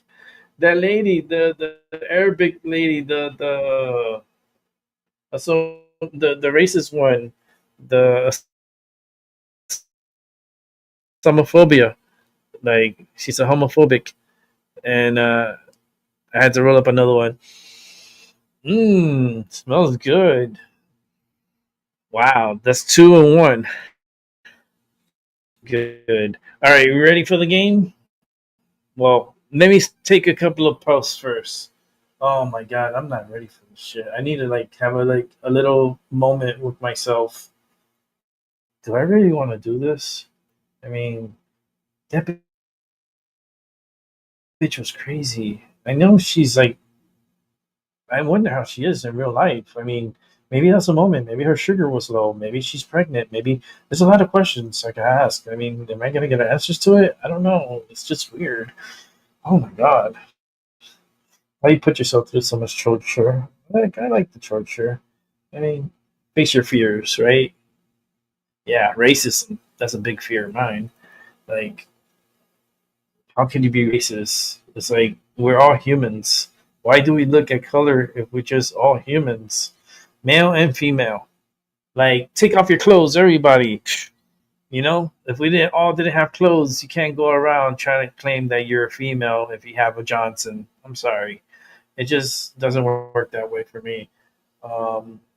You could be a he, she, that's fine. But if we all didn't have clothes and we weren't all so secretive, I'm telling you right now, you couldn't tuck it.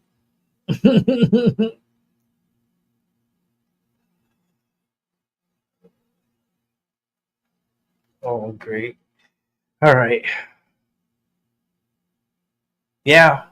One. Now there's two. It's probably Albie. Yeah, there's Albie. Albie, you gonna play? Albie's back. Albie, are you gonna play the game? Okay, the game is how many times this Arabic lady that we're gonna watch again, how many times she mentions he tried to kill me. He tried to kill me. He tried to kill me. And then oh my god,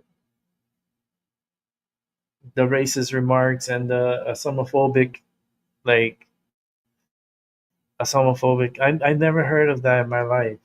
That's the first time this lady's educating me. But she's like stuck on repeat, right? So I wonder if she was having a seizure or stroke. Maybe she was having a stroke, and her mind was stuck, like in those phrases. I mean, for real, because she looked really like puzzled, like especially when she was like being arrested and put in the police car. Like she kept repeating the same thing over and over and over and over and over and over and over and over and over and over. He touched my breast. He touched my breast. She was glitching. Oh my god, she was super glitch. I think she was like she was stuck on a on something. MK Ultra to like the max. I don't know what mushrooms or what medicine or what. I don't know. Like it has to be something. If she's like that in real life, she needs to have a show on YouTube. Oh no, no, because I wonder, like how do a person just out of nowhere, like I'm holding my wand. That's how like crazy this is. Like at this point, I'm holding my wand. I'm like the anxiety is just, and I'm gonna hit myself with it too. I'm gonna like, like I'm gonna. Don't abuse yourself. I was like, yeah, I'm watching this video. It's more than enough punishment, right? Oh my goodness. And how many like and then the fallen angels part. Like the white man fallen angels. Like how biblical she's getting. And then she's calling them pendejos. So she went straight up Spanish. She went Arabic, Muhammad, that she's the living Muhammad, I think she said at one point.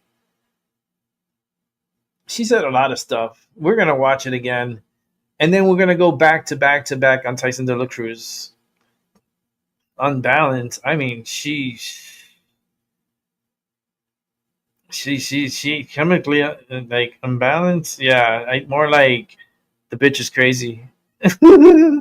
Oh, I know crazy. Trust me, I know crazy. And she might be having I don't know if it's a panic attack. She's having a seizure. Not even a seizure. She's probably having like a stroke, and her mind is stuck on that, like those phrases. Like I wonder if that's how she. I can imagine who was the first person she spoke to on the phone about this issue and how her ears feel, how her ears felt after hearing all this. He trying to kill me. I'm telling you, he trying to kill me. Oh, I'm gonna take one more puff and then I'm gonna start it up. So I gave you more than enough time to get a pen and paper, and we're gonna write down how many times we heard he tried to kill me and Islamophobia and racist. They're both the same. Islamophobia, racist. I put those two in the same category. So anytime racist remark, anything that's racist remark, okay, that you feel that was racist, okay, I want to see if you match up with my feeling of how many times does race played a role in this, okay? That's why this is a good game, because you're trying to match up with my number with how I feel and what you hear and what you feel that you feel offended. So you're going to mark down, yeah, that was racist. Mark it down, And 4 lines and a cross, we know that's 5. So it makes it easier at the end, because this number is going to be pretty a big amount. I mean, I got plenty of paper here. So I got a whole booklet here of paper.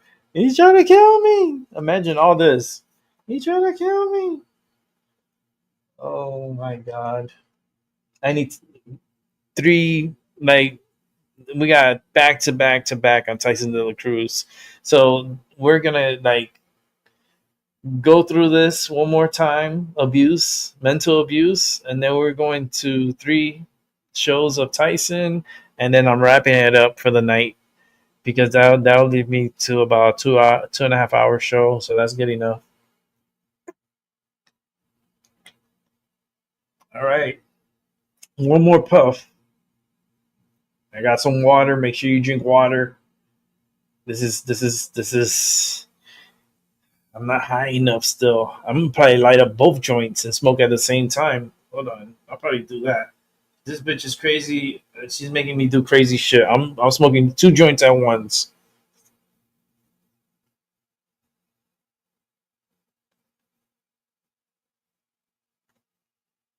It's a nice smoke. I'm smoking both of them at the same time. I'm not high enough. This is what happens when anxiety and crazy videos like that come out. You need 2 to the head.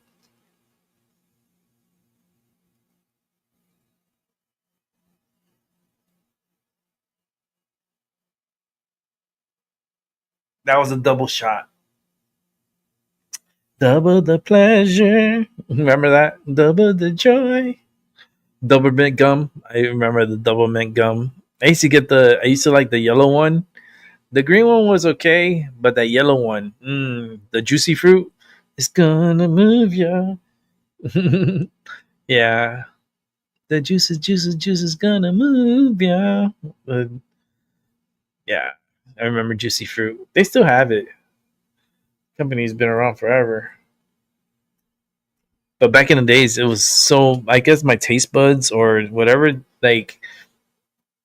whatever the ingredients they were using back in those days, it was so good. The food was so much better until they started going to this artificial bullshit and chemicals and shit, and the food just tastes so bland and so ugh. All right, here we go. The moment of truth has come. The last puff for right now. I'm just gonna be smoking during the show. Don't get it twisted. I'm gonna count. You ready for this? The train of truth is here. The train of truth is here. It's ready for this. Oh boy, here we go. Let me set this up. I don't know why I went to that. Let me make it like this. All right. Here we go. Oh, goodness gracious. Why do we do this to ourselves? Right? It's like, Rick, it's going to be okay. No, it's not. No, it's not. It doesn't get better. It doesn't get better. it gets a little worse. It's it's not good, but all right, let's deal with it. On June 22nd, 2024, at 7:30 a.m., Yeah, deputies responded to the Kane County DOT lot for what looked like road rage with a splash of street theater. The victim said a blue Prius driver, later ID'd as Reem M. Al-Dahiri, tried to run him off the road, soaked him in his car, and took a few swings. Here we go. Okay. Okay. What happened to me? All right. Islamophobia. Come here. This is gonna be known. That's Islamophobe. So this Islamophobe white guy, I'm driving, minding my own business. Can we come over here? I'm driving, minding my own business, right? This is recorded, right? Oh, yep, it's recorded. Over here. So if you back him up because he's white, come here. You're gonna pay for it. I don't want you to get hit. So here's the thing.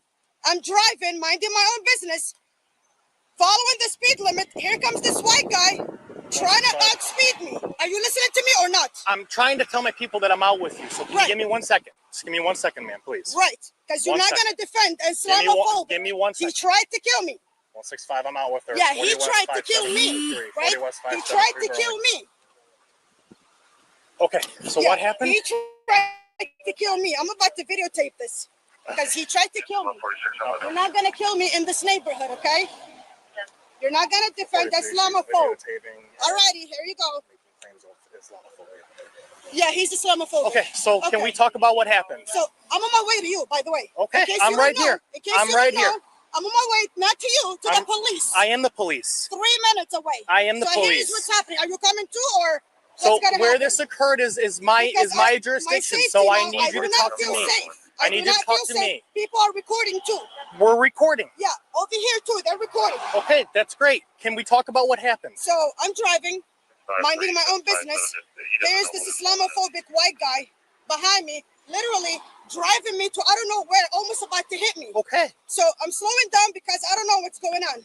So he speeds up. You see how scared I am? Yeah, I see it. Right. So he speeds up in front of me. Okay, we just want to talk about it. Right. So he speeds up in front of me, and he starts like, braking and braking and braking and braking on his way to try to kill me. So here I am trying to avoid him. I need somebody, a Muslim, to help me out with this. I don't think there's anybody around here that speaks Well, that. you're not gonna make me pay for being. Okay, I think your English is fine. I can understand you great. No, I'm not saying my English is fine. I'm saying that he's the Islamophobic, and he's the one who called the police while I'm on the way of calling the police. So if you're over here, you're gonna take my police report, and I'm gonna leave, and you're gonna make him pay. This is what's gonna happen. You're not gonna make me pay for what the Islamophobic guy did to me. So I'm telling you, you're gonna pay for this. I am telling you, you let him go free after he tried to kill me. You're gonna pay for this. Okay, so we need to start from the beginning and get everybody's story, okay? Yeah. Okay. You getting everybody's story? Yep. Get my police report right now. That's not how this works. Police reports just don't pop up. I gotta type it out. Takes a couple days. Watching? Are you watching? Ma'am, can we please just talk? Is everybody watching? Can we please just talk over here? We're not going to talk over here. You're not going to disrespect me. Can we please talk calmly and try to figure out what happened? You will get your police report, I promise. Okay. Chris? Yes. Okay. Okay, so where did this start? You're not gonna make me pay for his Islamophobia because this is getting out of hand over here. Where did this start? Where did this start? On the street, one of these streets while I'm driving. It's a beautiful day. I have no work. I'm not working. Just minding my own business, driving, having fun. Do you see how I look? Just driving in this air this morning. Out of nowhere, a guy in a blue Toyota behind me, rushing me to I don't know where in this neighborhood, okay? I'm not crying to you. Are you listening? That's your people. He's white. So the guy is white and that's his people. And look what they're doing. They're making it look like that I am the one that... They're making it look like that I am the problem. I am not the problem. I am the one who he tried to run me over with his car. I avoided him, and I avoided him successfully, and I'm still scared. So here I am driving to the police to make the police report. Next thing I know, you're behind me. For what? Okay. Did you follow him into any buildings or any property? No. I tried to avoid him. Because I don't know if he has a gun, okay? I don't know if he has a gun. And here he is. I'm going to show gonna shoot me. You're not gonna shoot me. I'm not scared of you. I told him, you're not gonna kill me. I'm not scared of him. Okay. Did you approach him at all? He approached me, and then he ran in his car and closed the door. And that's when I had water, and I threw the water at him. I threw the water. Why'd you throw the water at him? But he got in his car. Why'd you throw the water at him? Don't tell me his car when he came over. I'm from New York. Okay. He attacked me first. I'm not. He attacked me first, and I protected myself. Yes, I defended myself from him. And you're not gonna make him get away with what he did, his Islamophobia. So let's go. Did he make any comments about your race or religion? He did. He did. What did he say? He did. Muslim terrorist, he called me. That's what he called you? Yes, he did. A Muslim terrorist, and he tried to assassinate me. He tried to assassinate me. He literally tried to kill me. If I wasn't a smart driver, I would have hit the cars in front of me. If I was not a smart driver, yes. Ream's version featured a tailgater, an assassination plot, and Islamophobia claims, minus any actual weapon. I drove trying to avoid him all over the place. I tried to avoid him everywhere. My way to literally finally getting away with him because I was able to manipulate him to go somewhere inside, right? I was able to manipulate him to go somewhere inside so I can get away from him. And here I am on my way to the nearest police station to make a police report. And they're gathering to protect me? Are they gathering to protect me, or are they gathering to protect their own white people? Because if that's the case, you gotta pay for the Islamophobia. I haven't even met the other guy yet. I do not care. So I'm here to make a police report. So I'm on my way to get in my car to make a police report. But ma'am, we are the police report. Okay, I'm telling you that. Give me my police report so I can get out of this That's racist not how neighborhood. this works. That's not how this works. He was tailgating me. Not only that, but when I avoided him, he almost ran into me through traffic to try to still come in front of me and heartbreak. Was he trying to pass you? No, he wasn't. How did you try to avoid? Oh, he passed you? Successfully, Okay. but he was not done with me because I'm a Muslim terrorist, right? And here he is, right. That's exactly what happened. So and yes, he was white. So he passed you? Charges are going to be aggravated assault. I am done talking because now you're here to protect your own people, and So- it's obvious. So he passed you and then brake checked you? He brake checked me 100 times. 100 times. A Okay. lot of times. Okay. On my way to try to avoid him, I do not know where I'm going to avoid this guy. I almost hit all kinds of people trying to avoid the Islamophobe, right? Okay.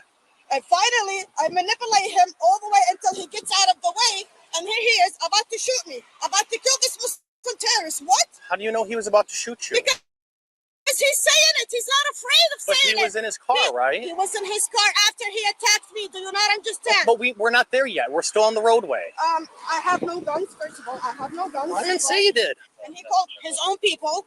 I don't know why you're so invested in this, right? So he I'm not sure why you're so invested in this. So he passed you and then water. This was my protection against him. Okay. So he everybody is watching. Ma'am. Are you watching? This Ma'am. was my protection against the so Islamophobe. he passed you and then brake checked you numerous times. Numerous times. And then how did you And maneuver him out of me. how And did I'm you literally shaking from what he did. how did you maneuver him out of the way?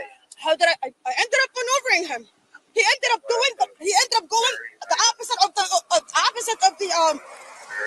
of traffic, and I ended up going my way. So here he comes behind me. Here I am avoiding him over here. Here he is going over there, waiting to go. I don't know what. I don't know if he was when he went to the little. I think it was like a little industry place. Yeah. When he was going there, I don't know if he was going to U-turn to try to kill me again. So here I am going there, thinking it's probably a police station where this place is at. So you followed him in there. No. He followed me in But there. he was- U-turned.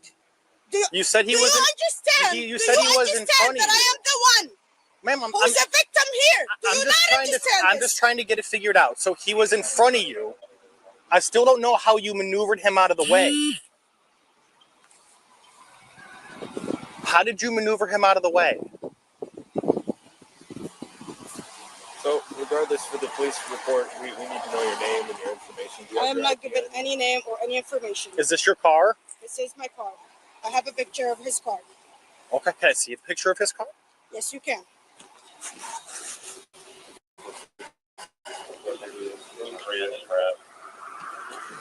The black truck? Nope, the blue one. Oh, that's his car? That's his car.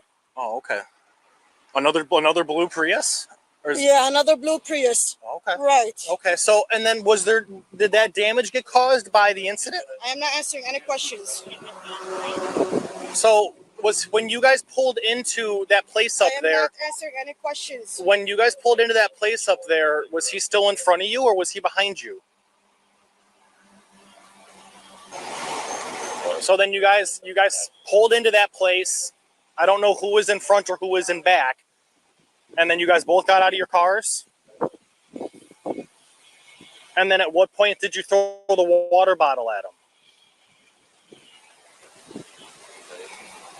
So am I getting my police report? So I can You're gonna get a police report. Right. I'm just trying to. Gonna go to jail? I'm trying to get your statement so that we can file a police report, and then I have to sue you for what's happening here. I'm trying to get everybody's statement so that we can get the story straight. All right. Okay. So I want you to talk. I'm not answering any more questions. I explained you what happened. And at this point, we don't even know who you are either. So because you don't want to provide your ID.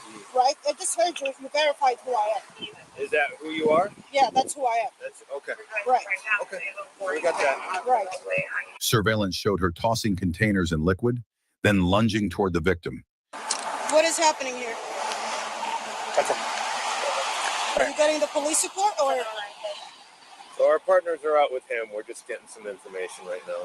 Right. You're manipulating the system. Right, You cannot manipulate the system. So. Right. Okay. Hey, so ma'am, you're gonna be under arrest for assault. Okay. Assault? Yes. What assault? At this point, just put your hands behind your back. I did not assault nobody. Put your hands behind your back, please. What the?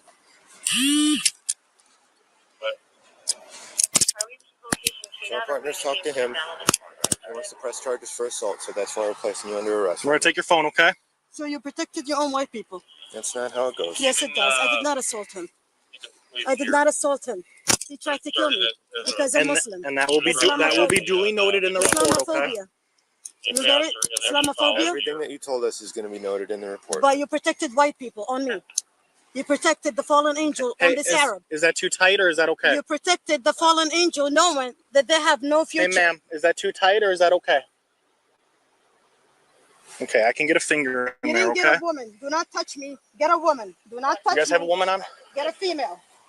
Get a female. Do not touch me. I'm a woman. I'm a Muslim. She resisted seating in the squad car and accused a deputy of misconduct, which body cams contradicted. Do not touch me. I'm a Muslim. We're going to take Do not touch me. I am a Muslim. Ma'am. I can take a seat without you touching me. You're going to take a Do seat in my not touch me. car I'm a until woman. my partner I'm gets a here woman. for a Do not search, touch okay? me. Do not touch me. Hey, for We have a female deputy coming here, okay? What about my car? We'll get your car taken care of. Take a seat, ma'am. So I'm going to jail. Yes, you're going to jail. Are you kidding me? Yes, for assault, ma'am. For assault? I did not assault nobody. What is the definition of assault? Bring her back up here real quick. What is the definition of assault? Do you hear him? Take a seat. Where is the definition of assault? Ma'am, please. I am asking you because you're the one who ordered it. Assault is. You're the one who ordered it to protect your own people. Assault is when you think you're about to receive a battery. That's what assault is. Okay. He tried to kill me. Okay, ma'am, he tried to assassinate me. Ma'am, please take a seat. My car. You need to take a seat. We're gonna. What do you mean? Figure that out. My car. Ma'am, I need you to take a seat. Why am I being arrested? We told you. He tried to. What do you mean? He tried to kill me. He tried to assassinate me. Ma'am, please take a seat. I am a woman. Thank you. You're touching me, even though I told you I'm a Muslim. You're still touching me. Ma'am. Okay. I'm gonna buckle you up, okay? Okay. For safety. So can you sit back? You're gonna pay for this, you know? Do not touch me. Do not come close to me. Can you scoot this way a little bit? Come close to me. You know I'm a Muslim. Can you scoot this way a little bit, please? You know I'm a Muslim. Islamophobia. You did it. You did your Islamophobia. Can you scoot You this did way it, and you just a little bit protected so your I can own get white the people. seatbelt on? You ordered it. You ordered it, and you protected your own white people. Well, then I will okay. you You know the Muhammad is gonna take it. You know the Muhammad is gonna take it. Assault, you liar. Thank you. I'm gonna unbuckle you. We're gonna have you step back out, and my female partner here is gonna do the search. You know, one of your people tried to kill me, right? Female? Why are you getting close to my breast? You just touched my breast with your chest. Okay, step out, ma'am. You know your own people tried to Ma'am, kill me, step right? out. No? Step out. The same behavior? You never change? Ma'am, step out. You're gonna pay for this. Face the car. You're gonna pay for what you did. There's no player in the game, and you know it. Do not humiliate me. Right? The I'm Muhammad? doing my job. The Muhammad? Right, you're gonna pay for this. Listen, do you have anything in your You pockets? attack me, Ma'am, no, it's a lawsuit. Stop. It's a lawsuit. Do you have anything in your Islamophobic. pockets? You're Islamophobic. You protected your own white people. Knowing very well that he tried to kill me. Yep, you know very well that he tried to kill me. Spread your feet apart. Islamophobic. Don't get in my... Do not touch my privacy. Do not touch my private. Right? I am a Muslim. Islamophobic. I am a Muslim. Okay, have a seat. You do what you do best, right? To the Arab. You know who you are, right? The fallen angel? Yeah. Does she have her wallet on her? You understand my language. You Wallet, understand ID there's or a new anything? player in the game. Or is it in the You're car? not supposed to do this to an Arab. Hello? You're not supposed to do this. Hey, where's your wallet at, or your ID or purse? What are you doing? Where's your ID at? Is it in your car? You're not supposed to do this. Where's your ID at? I am not giving you any of my information. What Okay, are you so doing? we will I'm under fingerprint duress. you. I am under duress. You are under arrest. No, yeah, under arrest, under duress. Okay. Right. I am being forced. Hey, is her wallet in the car? Her purse? Just her ID? You can give it to the judge. Right. I did absolutely nothing.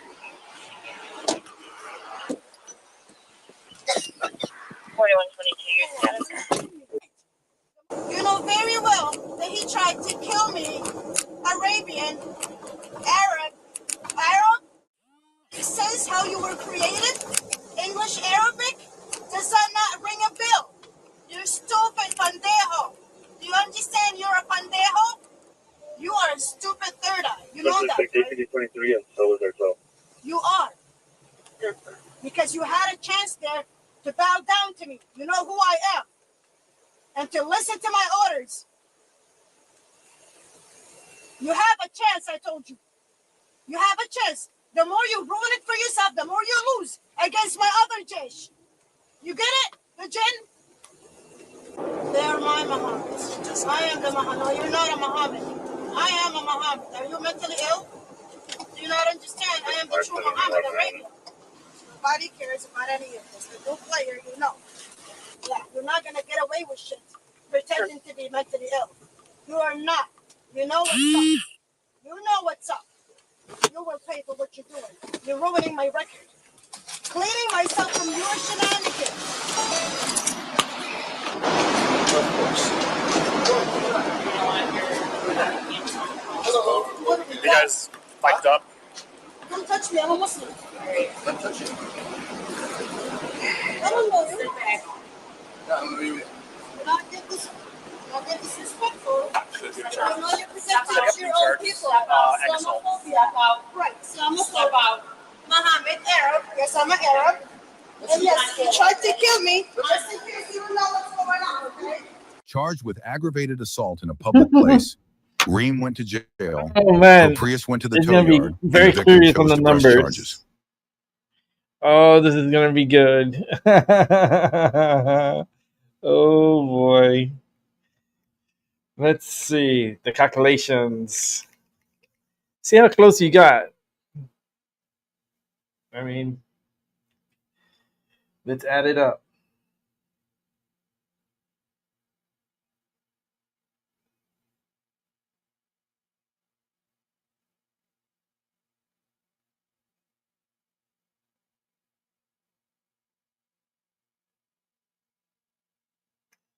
For participation, you the ones that are here participating.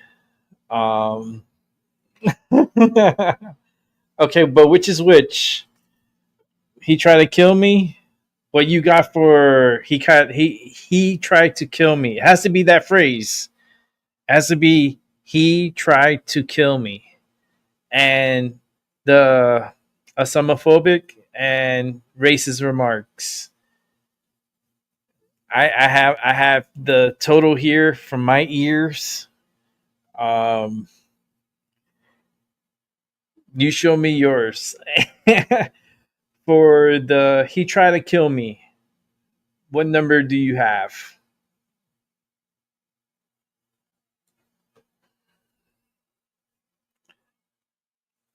What number do you have for he tried to kill me? I see 4028, but which is which? 40, he tried to kill me, or 40? Okay, that one you got 28. Okay. So 28, he tried to kill me. Anybody else? I mean, for the participation, Chloe's definitely winning. So, yeah, you probably did. You did. But it's okay. It's okay. But the phrase I wanted was, he tried to kill me. He tried to kill me. He tried to kill me. That was the phrase. I know she said different types of killing, but I did not add those. I only added, he tried to kill me. So with that said, the number I got was 18. He tried to kill me 18 times. Now for the Islamophobic and racist, Chloe, you have 40. Man, we differ. We're so off, but yet so close. You know, it's very unique because you got a total of 68. I'm at 71 in total because the racist remarks got 53 on my ears. I have 53. So 18, he tried to kill me. 53 of the Islamophobia craziness and the racist remarks, like racist that I felt the white and all the races. I got 53. So we could add that up. And for me, that'll be 71. Chloe had 68. Not bad. Off by 3, Chloe. Off by 3. You're off because you added more of the killing part, which is crazy, right? It was so crazy. But then, I had 18. So, but then on the back end, you got the 40, which is lower than what I heard because I had 53 on mine's. So I blew you by 13 on that one. But at the end, the total, you had 68 and I had 71. So not bad. 3, I like number 3. 3 is a good number. Um, Not bad. So on Saturday, I'll try to get this arranged with Maggie, and I'll let her know that we're gonna do a reading for you. So I'll make sure she take out her decks, and we'll have all of the goodness ready for us. So definitely gonna be uh, getting back to Magic on Saturday morning. Saturday mornings used to be magical for me. I don't know about you guys, but for me, it was very magical because remember Saturday mornings as a kid, what was the first thing we used to do? Like, we used to go take a piss, and then after you're done, you go turn on the television to watch cartoons, right? I always felt Saturday mornings were so special, because we would get the like, I don't know, it's just this the Saturdayness. It's just, it was. And when we got the Sunday papers, I remember Sunday morning cartoons also I used to watch, and then my dad used to give me the cartoon portion of the newspaper, so I used to read that, and then I used to play with I used to try to solve the puzzles that they had, like the word search and all that good stuff. I miss those days. I treasure those days. Those memories are like, I really treasure them. Now we're gonna go to Tyson de la Cruz, and we're gonna go down the line, and watch 3 Tyson de la Cruz shows, and we're gonna have him on the show too. is going to be coming onto the show and talking with me. Even though my numbers are very little, it's okay. I still got to keep trucking because, people watch eventually, and I will gather more audience and more people watch. And it's just the struggles of being away off of YouTube for a year and then coming back, but your audience is not there. Not all of the audience is there yet. Okay. They need to find their way back. Magic will bring them back. And we're going to do that starting Saturday. So with that said, we're going to go straight to Tyson De La Cruz. And let me set this up here. And we're going to watch together. And we're going to enjoy.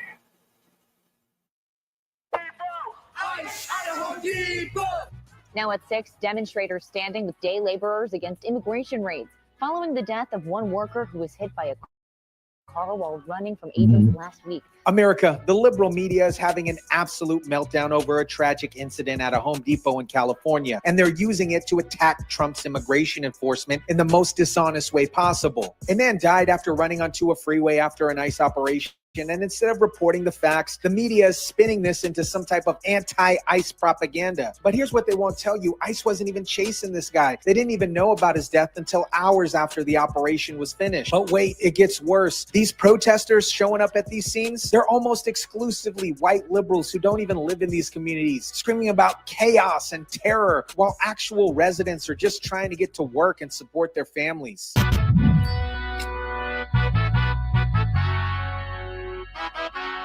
Demonstrations happening at Home Depot locations today, which have become a familiar target for those raids as day laborers gather outside the stores looking for work. What is up, guys? Tyson De La Cruz here. Thank you so much for rocking with me. This story perfectly shows how media manufactures outrage to undermine legitimate law enforcement while ignoring the real facts of what actually happened. Let me break down what actually happened at the Home Depot in California, because the media coverage has been absolutely dishonest from the start. It was during an ICE operation here yesterday. Witnesses say a day laborer, was seen running through the parking lot right through Evergreen Avenue there and onto the freeway, the 210 freeway, where he was struck. Witnesses say that man was yelling for help at passing vehicles before he was hit. Here are the facts. ICE was conducting an operation at a Home Depot in California. A man ran from the parking lot across the street onto the 210 freeway and was tragically struck by a vehicle. This is an absolutely terrible tragedy, but let me be clear about what happened. This man made the decision to run on a busy freeway. Meanwhile, Homeland Security officials insist the man was not being chased, and they say they didn't know about his death until hours later after the operation wrapped up. And ICE agents didn't even know about his death until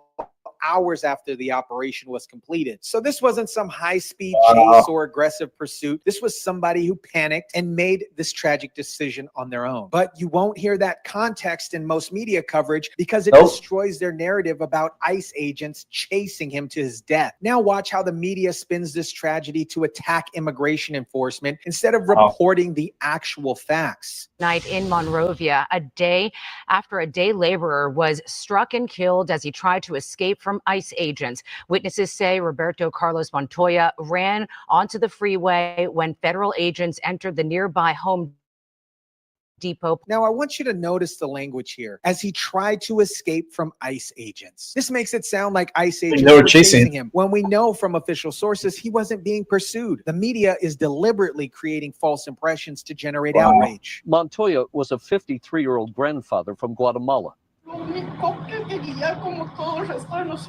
His niece, Mariella, telling the crowd tonight that he was here only 2 years and was not a violent criminal. But as federal agents began rounding people up yesterday, Montoya ran onto the nearby 210 freeway and was struck and killed. The media is painting this as ICE targeting innocent grandfathers who aren't violent criminals. But here's the thing. If you're here illegally, immigration enforcement applies to you regardless whether you're violent or not. That's how the law works. And nobody forced this man to run onto the freeway. Now let's talk about these protesters, because this is where the story gets really interesting. Look who's actually showing up to these demonstrations. They marched in silence through a Monrovia parking lot. Hundreds mourning the loss of Roberto Carlos Montoya, a day laborer I don't see killed no black while people there. fleeing an ICE raid yesterday at this Home Depot. Hundreds of protesters showed up, but look at the footage. These aren't day laborers or people from the local community. These are professional activists, mostly white liberals, who show up to every ICE protest with their pre-made signs Yeah, they're and paid. talking points. Tonight, at one point, as the march wound its way past the storefront, an angry driver forced his way through the crowd, fishtailing near the protesters and then speeding off. Luckily, no one got hurt. Of course, they're blocking traffic and disrupting local business. A driver got so fed up with these protesters blocking the street that he drove through them. But the media presents this as evidence as community anger, when it's actually evidence on how these outside aggregators are disrupting the neighborhood. Those suing the Trump administration over its practices say that through agencies like ICE, it is creating dangerous conditions. It's not only creating an unprecedented risk, but it is deliberately fostering conditions that are leading to harm and death. Listen to this activist claim that ICE is deliberately fostering conditions that are leading to harm and death. This is absolutely ridiculous. ICE is conducting routine immigration enforcement. The dangerous conditions was created when somebody decided to run onto the freeway, not when ICE showed up and enforced immigration law. This is part of a broader pattern where media uses tragic accidents to attack immigration enforcement instead of addressing the real issues. Last month, Jaime Alanis Garcia died during an immigration raid in Camarillo after falling 30 feet, believed to be running from federal agents chasing him. Thursday, a man fleeing immigration agents in Monrovia was struck and killed on the 210 freeway. The media is creating a narrative that ICE operations are inherently dangerous by listing every incident where somebody got hurt while running from immigration enforcement. But they'll never ask the obvious question: why are people running onto freeways or jumping in front of trains instead of just cooperating with law enforcement? We had another case a couple of months ago where a man was running away from the kidnappers and he was struck by a metro or a train and he lost his arm. Did you catch that? The activists accidentally called ICE agents kidnappers instead of officers. This shows you the mindset of these protesters. They view legitimate law enforcement as criminal activity. And again, somebody got hurt because they chose to run in front of a train, not because ICE forced them to. Here's what the media doesn't want you to understand about these Home Depot operations. They're targeting locations where day laborers gather, many of whom working illegally in the United States. This isn't about targeting innocent people. This is about enforcing immigration law. Show us your papers. Mayor Rex Richardson says federal agents will hear that phrase, show us your papers, after the council approved reforms to make it tougher for agents to access some city property without proper paperwork. Now, liberal mayors are literally telling ICE agents to show us your papers, using language historically associated with authoritarian regimes to interfere with federal immigration enforcement. They're more concerned about protecting people who are here illegally than they are following federal law. I think it's a great idea. It feels nice, going to a place that you feel secure, that you feel safe. Kevin Alcaraz, co-owner of Plantita's plant store, plans to sign up for that certificate. He says his store and others in the area have taken an economic hit since the raids have started, with less traffic and customers. The media finds business owners who comply about economic impacts from immigration enforcement, but they'll never interview an American worker who might get a job because illegal employment was eliminated. They never talk to communities that suffer from wage depression because of illegal labor. America, this story shows exactly how liberal media operates. They take a tragic incident, someone running onto a freeway and getting killed, and turn it into anti-ICE propaganda without reporting the basic facts. The facts are simple. ICE was conducting a routine operation. A man chose to run onto a busy freeway, and he was tragically killed. ICE wasn't chasing him, didn't even know about his death until hours later, and followed all proper procedures. But the media wants you to believe that ICE agents are responsible for his death. The protesters showing up aren't even from the local community. They're professional activists who show up to every anti-ICE event with their pre-made signs and talking points. You guessed it, they're mostly white liberals who live in gated communities, but want to lecture working class Americans about immigration policies. Meanwhile, ICE is doing exactly what they're supposed to do, enforcing immigration law and removing people who are here illegally. The tragedy isn't that ICE is doing their job. The tragedy is that somebody made a panic decision that cost him his life. This is why Americans voted for Trump and support strong immigration enforcement. Right. We're If he didn't tired of cross the the border, media he would be using alive. tragic accidents to attack law enforcement. We're tired of activists treating immigration law like it's optional. And we're tired of being lectured by people who don't live with the consequences of illegal immigration. Let me know what you guys think about this. Drop it down in the comments section down below. Smash the like button if you kindly would. Share, subscribe. And as always, guys, I'll catch you on the next one. I mean, listen, if he didn't come into the country illegal, he would be still alive. Okay? I mean, that's the truth, isn't it? If he didn't cross over illegally and he wasn't here in this country, he would still be alive. But it's so sad that he ran straight into the highway, crossing, it looks like a 4-lane highway. And, you know what happened to Frogger? This one didn't make it. And what happens to Frogger when he gets hit? He dies. So it's sad that a life is gone. That man had a family. That man had, I guess, grandchildren. Can't blame that on ICE. He knew he was taking a chance going to Home Depot to stand out there, knowing that these ICE agents are going there all the time. So they can't find other methods and other ways to seek work. I mean, why stand outside? That's like an invitation, just come and get me. And you panicked, you made the wrong decision, and you try to cross an 8-lane highway,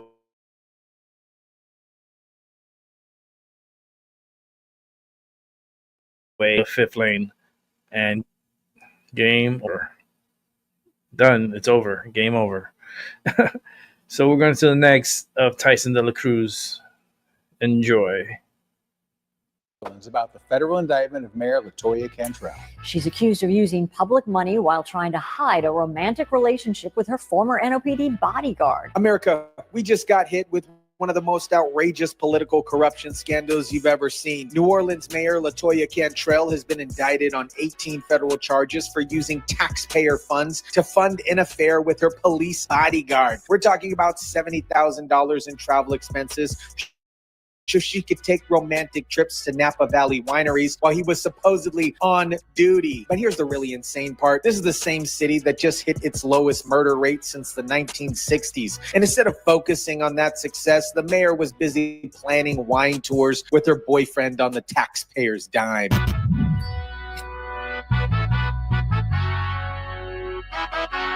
The 18-count indictment accuses Mayor LaToya Cantrell and her former NOPD bodyguard, Jeffrey Vappy, of conspiracy, wire fraud, and lying to a grand jury. What is up, guys? Tyson De La Cruz here. Thank you so much for rocking with me. This story has a little bit of everything: corruption, lies, deleted WhatsApp messages, and a mayor who thought she could treat the city's treasury like her personal dating fund. And the best part, she's following in the footsteps of the previous New Orleans mayor, who also went to prison for corruption. Let me break down this absolutely wild 44-page federal indictment. Mayor LaToya Cantrell and her former New Orleans PD bodyguard, Jeffrey Vappy, are accused of running a years-long fraud scheme to hide their romantic relationship using public funds. This was not just an affair, but a, quote, years-long continuing fraud scheme in which the mayor and her police bodyguard, Jeffrey Vappy, are accused of, quote,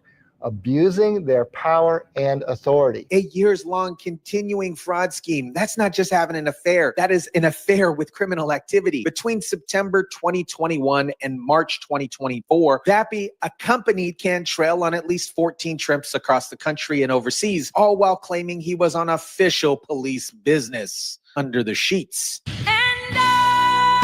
It's estimated that between September of 2021 and March of 2024, Vappy accompanied Cantrell on at least 14 trips across the country as well as overseas while drinking, enjoying plane seat upgrades on the city's dime. 14 trips with plane seat upgrades on the city's dime. But wait, it gets better. One of these trips included an extended work conference in San Francisco so they could spend an extra day touring Napa Valley wineries together while he was still getting paid as a police officer. The indictment claims these trips included one to San Francisco, which Cantrell extended an extra day so that she and Vappy could visit a series of Napa Valley wineries. Let me get this straight. While New Orleans residents were dealing with crime and struggling to pay their taxes, their mayor was extending business trips to go on wine tasting with her boyfriend, who was billing the city for overtime. Come on. You literally cannot make this stuff up. Now, here's where the story gets really juicy. Federal prosecutors have over 15,000 WhatsApp messages between Cantrell and Vappy that they tried to delete to cover their tracks. Prosecutors also say the two texted using WhatsApp, exchanging over 15,000 messages between each other in just a matter of 8 months,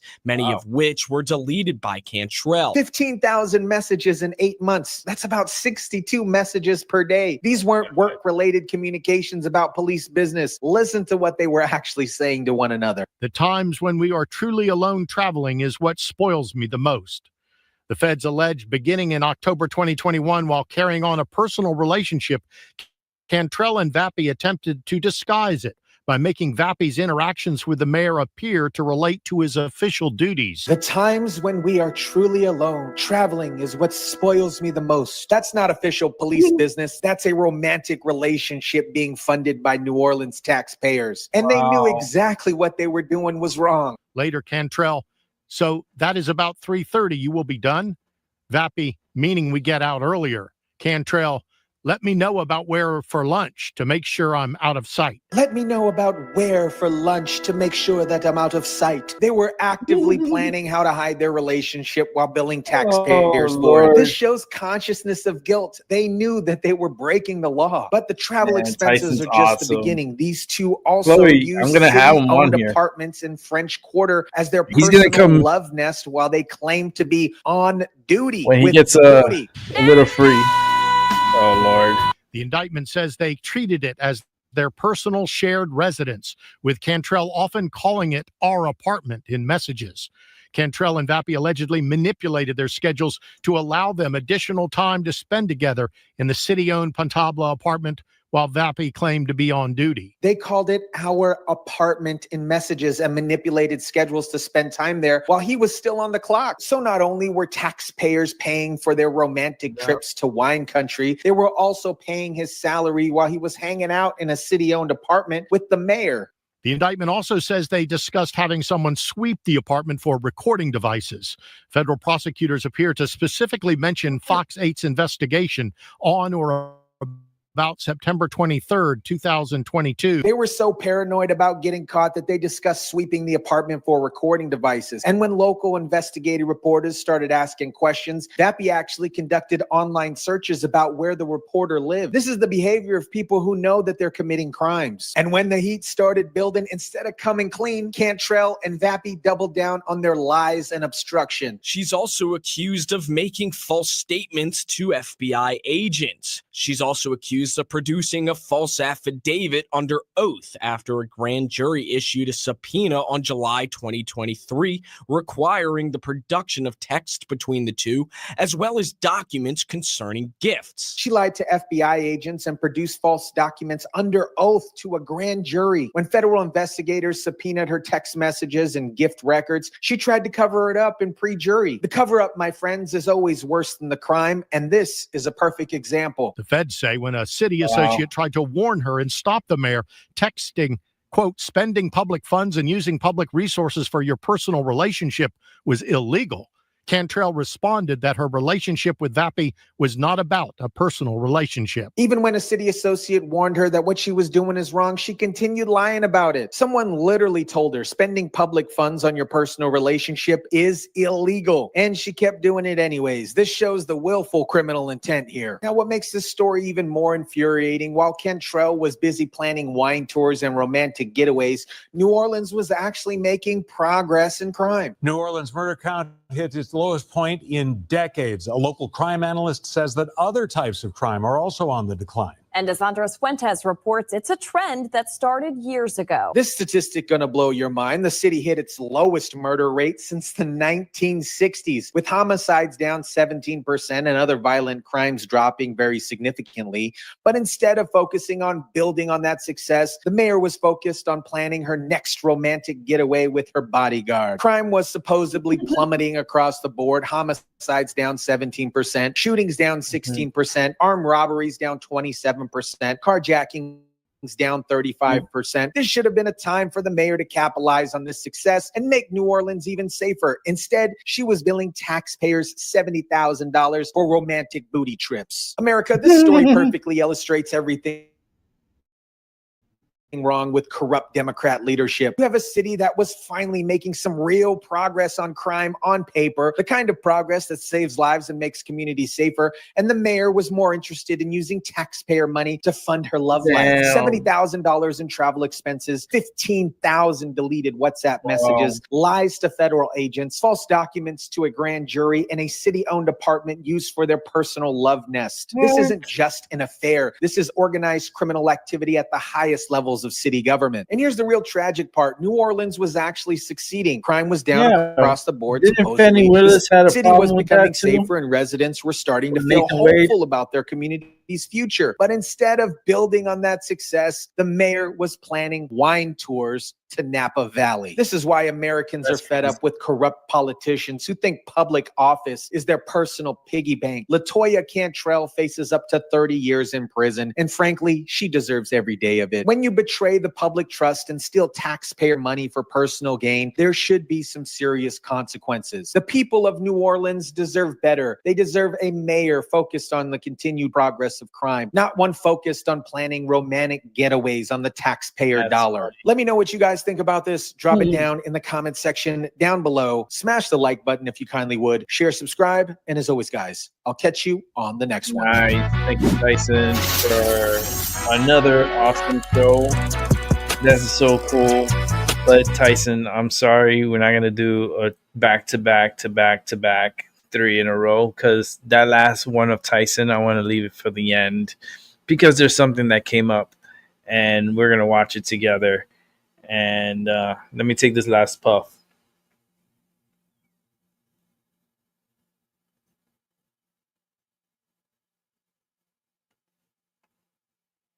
I still got a little bit from the other one. So I still got a little bit. But we're going to watch this next individual's entry into the YouTube world. And, you know, he's a really good one. He's a not a friend of the show, but I am subscribed to him. Not a friend yet, but very good production, very, very good reporting. Doesn't have to say much. He lets the videos speak for themselves. And you know where we're going with this? We're going straight to Jason A. And we got a back-to-back entry on Jason A. So here we go. And we, all of us, we want a deal and we want a peace deal. But we want to make sure that this peace, and so this deal, will be something which will allow the Ukrainians to recover the country and live in peace, to be sure that day after this peace deal that they will have sufficient deterrence power not to be attacked again, and to be sure for the Europeans that they will live in peace and security. So this is the nature of the peace, which will be now the core of our work. But I think this is a great news, and indeed your president is very confident about his capacity to get this deal done with President Putin, and it's great. just want to end it. I want to end it. You know, we're not losing American lives. We're not losing American soldiers. We're losing Russian and Ukrainian, mostly soldiers. Some people, as missiles hit wrong spots or get lobbed into cities like Kiev and towns. But, you know, if I can save 7,000 people a week from being killed, I think that's I want to try and get to heaven if possible. I'm hearing I'm not doing well. I hear I'm really at the bottom of the totem pole. But if I can get to heaven, this will be one of the reasons. Well, I think I saved a lot of lives with India, Pakistan. They were going at it. The planes were being shot down. That was going to be maybe a nuclear war if I let that go. And I did that through trade. European leaders announced they will join Ukrainian President Vladimir Zelensky at the White House Monday as he sits down with President Donald Trump, looking to end the war with Russia. Europe has been at Ukraine's side, united, and we will support you for as long as it takes. The move by the European heads of state, including France and Britain, is in an effort to prevent another Oval Office blowout. Everybody around this table is in favor of peace. Today at the White House, leaders from across Europe meeting with President Trump and Ukraine's President Zelensky to discuss what a post-war Ukraine could look like. All of us want to finish this war. French President Emmanuel Macron and UK Prime Minister Sunday reaffirming their coalition of the willing would be ready to deploy a reassurance force once hostilities have ceased in Ukraine. Both leaders have signaled willingness to send their own troops. President Trump asked twice today if security guarantees for Ukraine would involve U.S. troops on the ground. But we're going to work with Ukraine, we're going to work with everybody, and we're going to make sure that if there's peace, the peace is going to stay long term. They are first line of defense because they're there. They're Europe. But we're going to help them out also. We'll be involved. An international presence in Ukraine could entail what European leaders have called a reassurance force. President Putin has always said that NATO is one of the root causes of his unhappiness. Is he really going to sign up to a security agreement for Ukraine that looks like NATO, even if it's not called NATO? The United States is pushing for Lebanon-based Hezbollah to give up its weapons. U.S. envoy Tom Barrack is in Beirut for talks. The Lebanese government has ordered the army to ensure all weapons are under the state's control by the end of this year. And that is one of the conditions of a U.S. brokered deal. It also requires Israeli forces to withdraw from southern Lebanon. We're in the middle of a process. I know all of you are hopeful. We're hopeful. I think what's happened on the part of the cabinet, the government, the ministers, the people, in trying to claw back to a place where we have prosperity, peace, and understanding is well in tow. Okay, let's bring in Ali Hashem. You're following this story for us in Beirut, Ali. And just to give us some context, I think there's quite a bit of explaining to do. But before we can get to that, it is the 5th time that the U.S. Special Envoy for Lebanon actually comes to Lebanon. And in a very short space of time, the U.S. is taking this very seriously. Tell us more about what he said.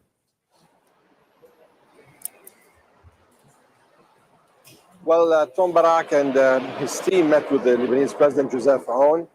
As we heard, he spoke to Lebanese journalists and said that the United States steps now are going to take into consideration an Israeli step, because Lebanon has already taken a step, whereas the Lebanese government decided to ask the Lebanese army to file a kind of an assessment on how to disarm Hezbollah. The way Barak was speaking today was different. The rhetoric was different. The stance was a bit varied from before, whereas he addressed Hezbollah indirectly, saying that they are part of the Shia community in Lebanon, and there should be a two-way relation, or at least warning that this will have very dire consequences. Yes, they are warning that. They've threatened civil war. They've also said they're just going to simply disregard, ignore the demand to disarm. What's the government, what's the president saying?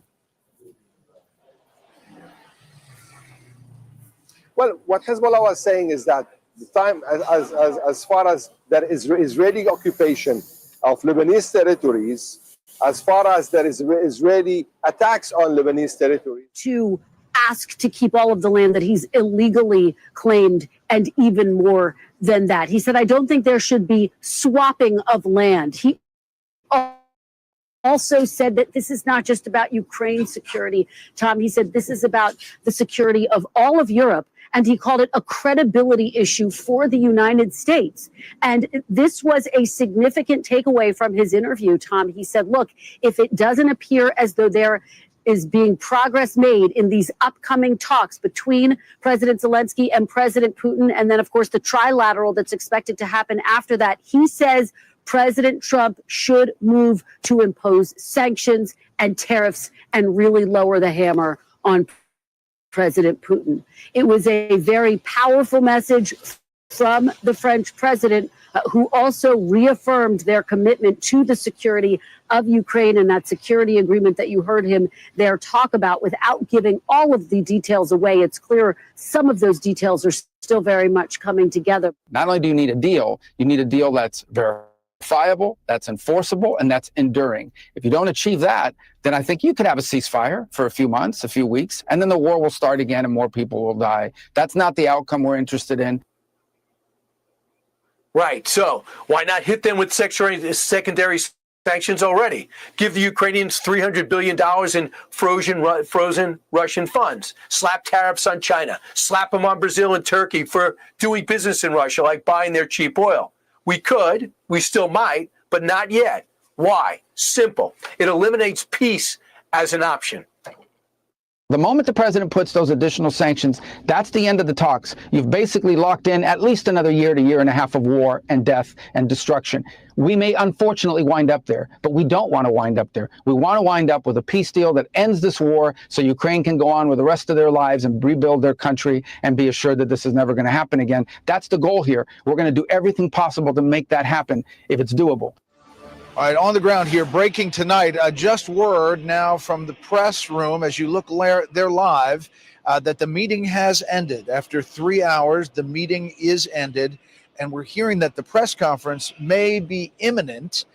You see the backdrop there with the two podiums pursuing peace. They have called the press pool into that room, which is on the other side of this base, and they are getting prepared for what seems like an imminent press conference. And that was from Jason A. I do have another one because it's going to be a back-to-back with Jason A. And also for Tyson De La Cruz. It was a late entry, but he entered a video just about 10 minutes ago. So we're going to also watch a back-to-back of Tyson. So it's going to be 4 Tysons tonight. Holy smokes, Tyson. That's incredible, man. Keep the hustle going, gotta keep it going. Now we're gonna go back to another of Jason A, and it's gonna get a little weird. Don't say I didn't warn you. New at 5, a mystery over Minnesota. A viewer captured this strange sight in the sky over Woodbury last night, with similar reports all across the country. So what is it? Where Tuesday night, a father and his son were looking through their telescope to catch the meteor showers right here in their backyard, when all of a sudden they noticed something strange appearing in the night sky over these homes. What is that? So I essentially look up and I see this orb with a cloud around it. So I kind of took out my phone and started recording it right away. From stargazing to stunned, leaving his telescope behind, Bassett Siddiqui caught what he believes was a UFO in the Taunton sky Tuesday. Oh no, that's the same thing we saw here in Connecticut. Side is, and then from there, it was a rocket launch. Took a right and went this way, and shot.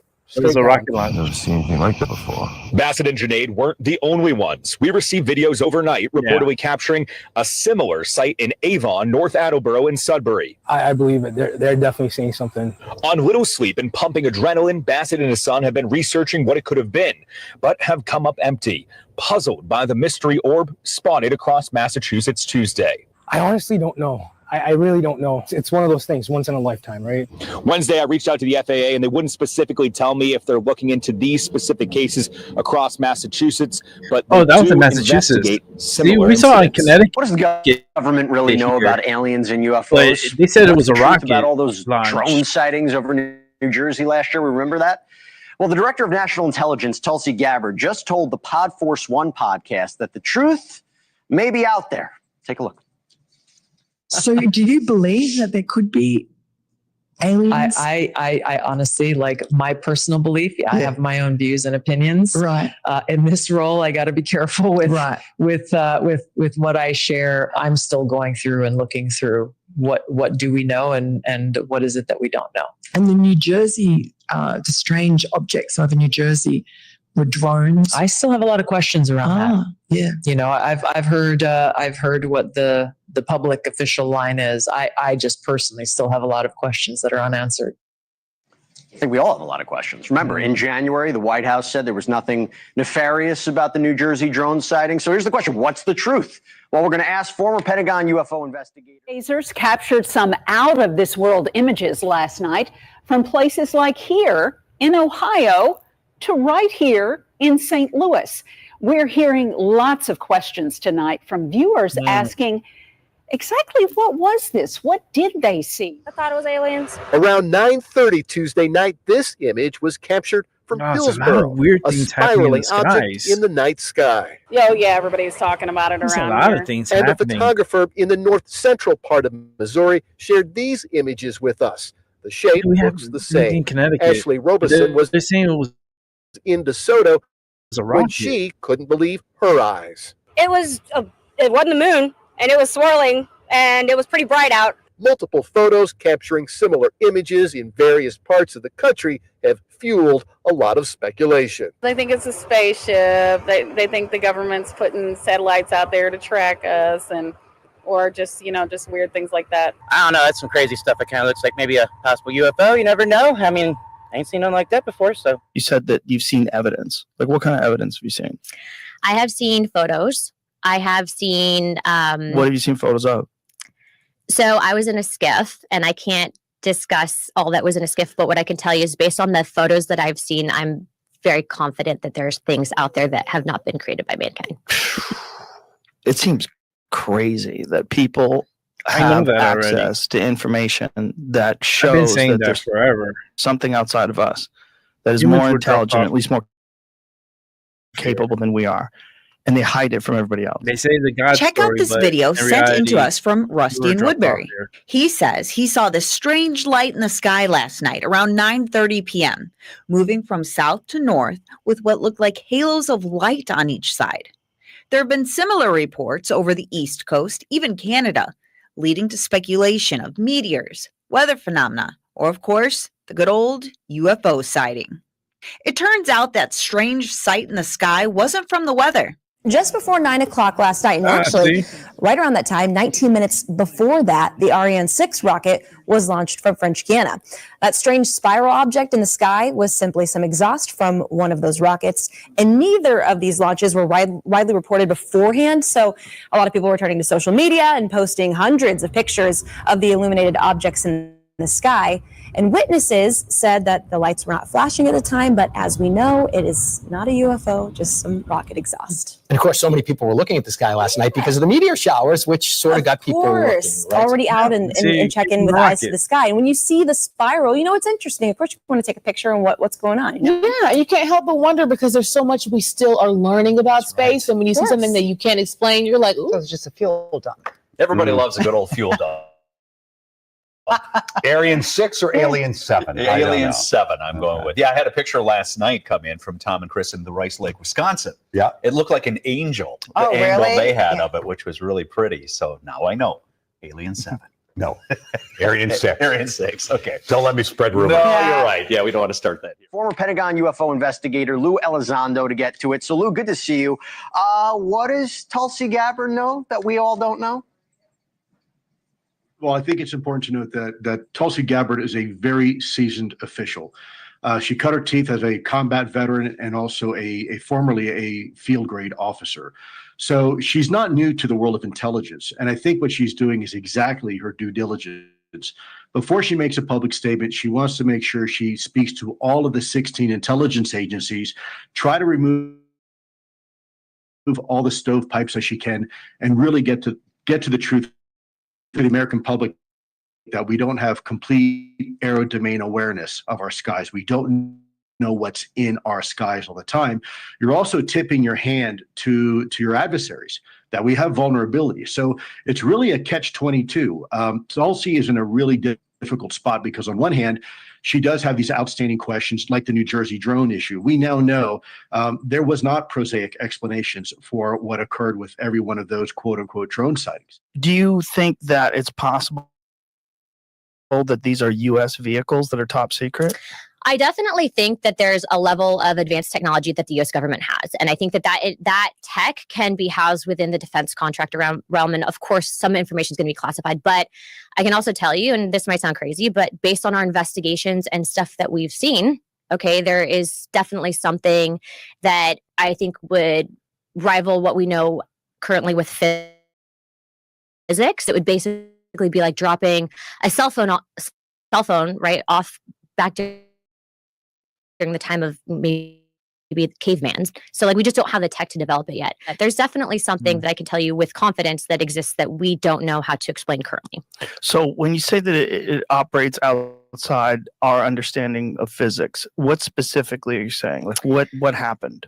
To I guess break it down in simple terms is that I think that some of the tech that exists, that whatever these things have, these energy things have. Energy things? What do you mean? Well, they call them interdimensional beings. I think that they can actually operate through the time spaces that we currently have. It's really changing the way that we understand, the origins of life and the spiritual reality that we know. When you say interdimensional beings, that they know that these are interdimensional beings, how do they know that? Based on testimony would be based on witnesses that have come forward, but what I can tell you is the witnesses just were told that they were interdimensional? that they've seen things. And what I can tell you without getting into classified conversations is that there have been incidences that I believe where very credible people have reported that there have been movement outside of time and space. That's very vague. Yeah. So look, unfortunately. Yeah. Look, have I seen a portal open? No. Have I seen a spaceship? Personally, no. Have I seen evidence of this? Yes. Have I seen photo documentation of aircraft that I believe were not made by mankind? Yes. Is there historical significance to this? Yes. Is there multiple events that go back to, I would argue, maybe even before the time of Christ that have documented this in text? Yes. So do I believe that the government has access to certain technology? Yes, to an extent. And I believe that certain contractors potentially have back engineered this tech. I think that that's what can explain the advancements that we're seeing. Makes you wonder. Thank you, Jason A. Man, it just makes you wonder more and more, like, what the is going on? It's just a wild times. We're living in really, really wild times. It is what it is, and take it with a grain of salt. It's just aliens. Great. Now I got to deal with that shit. I thought we were really aliens. We are the aliens. We just all look different, but we're aliens. We're human aliens. All right, so let's go to the back-to-back of Tyson de la Cruz, and then we're wrapping up the show. So I'm tired. Learned that the Nevada National Guard will help with immigration enforcement in the state. America, we've got some breaking news right here in my home state of Nevada that's got Democrats absolutely losing their minds. Governor Joe Lombardo just authorized 35 Nevada National Guard members to assist with ICE with administrative tasks and duties. And you'd think that he declared martial law based on how the left is reacting. But here's the kicker. We're talking about less than 1% of Nevada's National Guard doing paperwork, not making arrests or carrying weapons. But wait, it gets better. Democrat State Assemblywoman Cecilia Gonzalez is calling this an abuse of power while completely ignoring the fact that Nevada just got labeled as a sanctuary state by the Justice Department. So Lombardo is trying to fix our image, and Democrats are mad about it.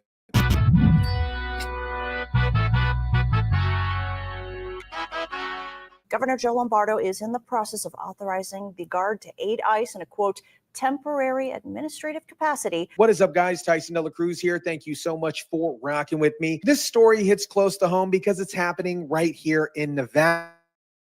And it perfectly shows the difference between Republican leadership that supports Trump's agenda and Democratic hysteria that opposes absolutely everything. Let me break down exactly what Governor Lombardo is doing, because the media coverage has been absolutely hysterical and, to be honest, incredibly misleading. No law enforcement duties, no interactions with detainees on that level as far as leaving outside of administrative work or clerical work.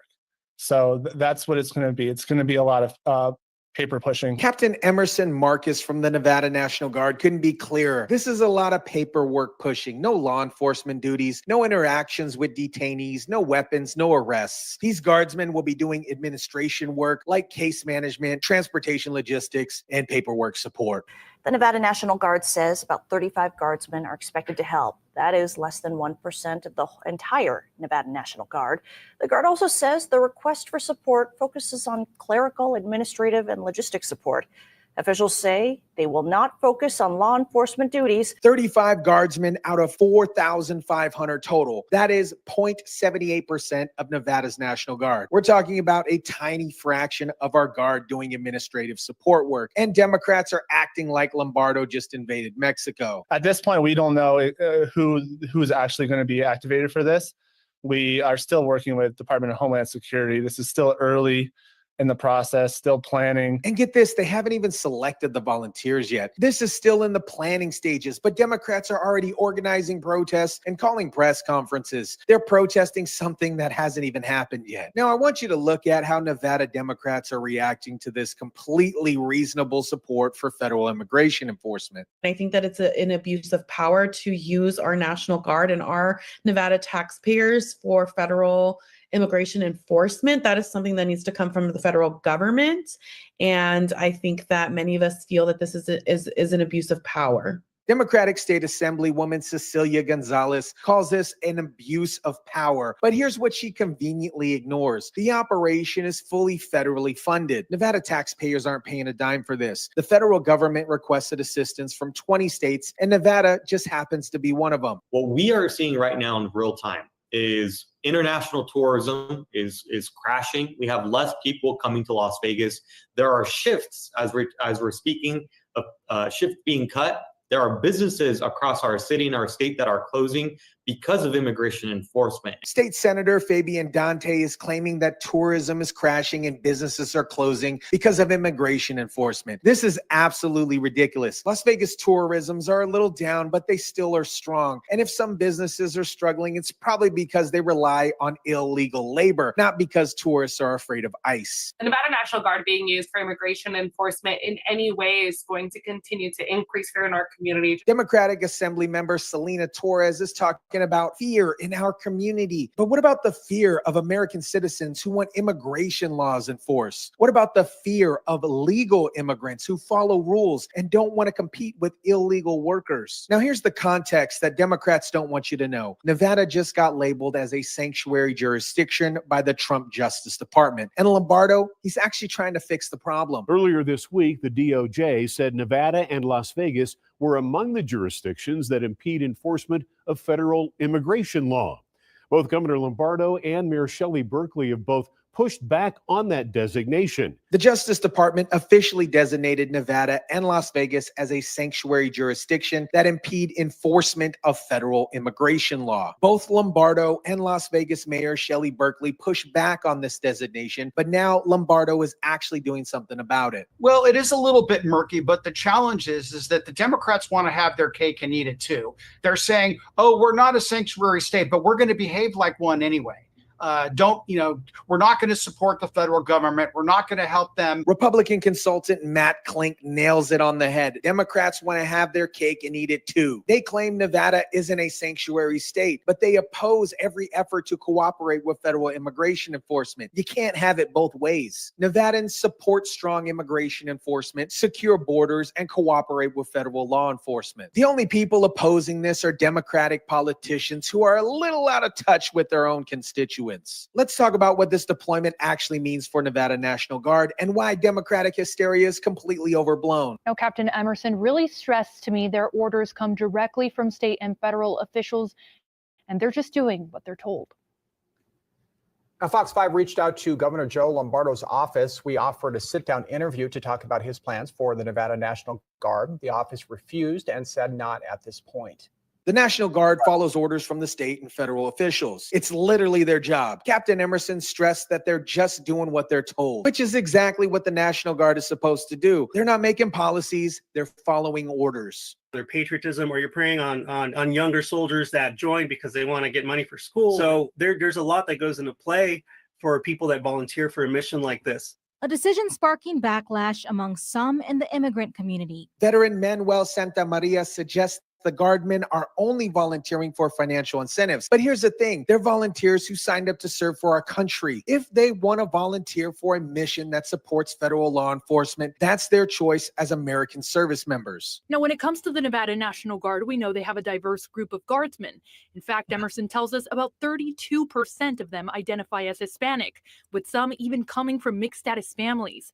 He tells us, anecdotally, the mission is affecting families within the National Guard. The Nevada National Guard is 32% Hispanic. This shows that supporting immigration enforcement isn't about race or ethnicity. It's about following the law and supporting federal authorities. This Nevada deployment is part of a much larger national effort, and it shows the difference between Republican governors who support Trump and Democratic politicians who obstruct everything. Back in December, Governor Lombardo and 25 other governors signed a joint statement saying they stand ready to utilize state law enforcement or the Guard to support President Donald Trump's mission, deporting individuals who pose a threat to the U.S. This isn't a surprise. This is Lombardo following through with his commitment to support federal immigration enforcement. Nevada is one of 20 states that receive federal requests for National Guard assistance. This is a coordinated national effort, not some rogue operation by Lombardo. The federal government asked for help, and the Republican governors are providing it, while Democratic governors obviously continue to obstruct it. The assignment will last through November 15th of this year. Less than 9 months. We're talking about a temporary mission with a clear end date, not some permanent militarization of immigration enforcement. America, this story perfectly illustrates the difference between Republican leadership and Democratic obstruction. Governor Lombardo is doing exactly what Nevada voters elected him to do: support Trump's agenda and cooperate with federal law enforcement. 35 National Guard volunteers doing paperwork for ICE is not an abuse of power. It's good governance. When the federal government asks for assistance with administrative support and it's fully federally funded, saying yes is the right thing to do. The Democratic hysteria over this deployment shows how out of touch they are with Nevada voters. We elected a Republican governor and we support strong immigration enforcement. The only people opposing this are Democratic politicians who care more about protecting illegal immigrants than supporting federal law. Nevada just got labeled as a sanctuary state by the Justice Department, and instead of fixing the problem, Democrats want to double down on obstruction. Lombardo is trying to show that Nevada will cooperate with federal immigration enforcement, and Democrats are attacking him for it. This is why Republicans control the governor's mansion, why Trump won Nevada, and why Democrats keep losing elections. Voters want leaders who support law enforcement, not politicians who obstruct it. Let me know what you think about this. Drop it down in the comment section down below. Smash the like button if you kindly would. Share, subscribe, and as always, guys, I'll catch you on the next one. We got back-to-back on Tyson. So sit tight, and we're going for another one and another one. This is the last one, so let's enjoy it together. And it was a good night. 3 hours, I'm dead. Look at my neck, look at my body. I'm like, I'm done. I'm tired. I am. My candles are out. I have the big candle on. You can see the glow back here, and I have another candle back here. But the rest of the candles are all out. We burned out the candles in this show.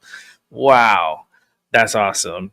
So let's go ahead and watch the last of Tyson de la Cruz. And let me set this up. Here we go.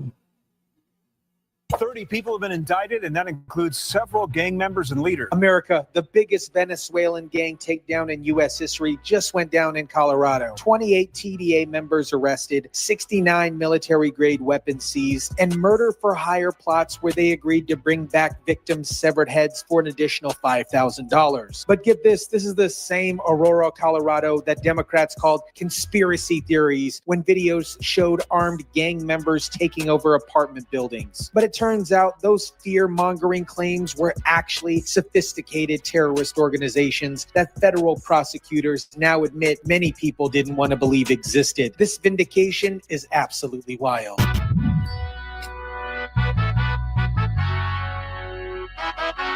These charges follow a months-long undercover operation here in Colorado, and this case tells a story of illegal guns, weapons, and violence. What is up, guys? Tyson Dela Cruz here. Thank you so much for rocking with me. Finally, we're seeing real law enforcement action against these Venezuelan gangs who thought that they could bring their terrorism on American soil. This story proves when you take gang violence seriously, you get serious results. Let me break down this incredible law enforcement operation that just dismantled one of the most dangerous criminal organizations operating in the United States. More than 24 people charged today with connections to the notorious Venezuelan gang Tren de Aragua. The U.S. Attorney's Office for Colorado filed 2 federal indictments charging 30 people. Federal agents working with Aurora Police and the county sheriff's deputies arrested 28 people on drug and firearm charges. This wasn't just some random sweep. This was a coordinated 10-month undercover investigation that targeted the leadership structure of TDA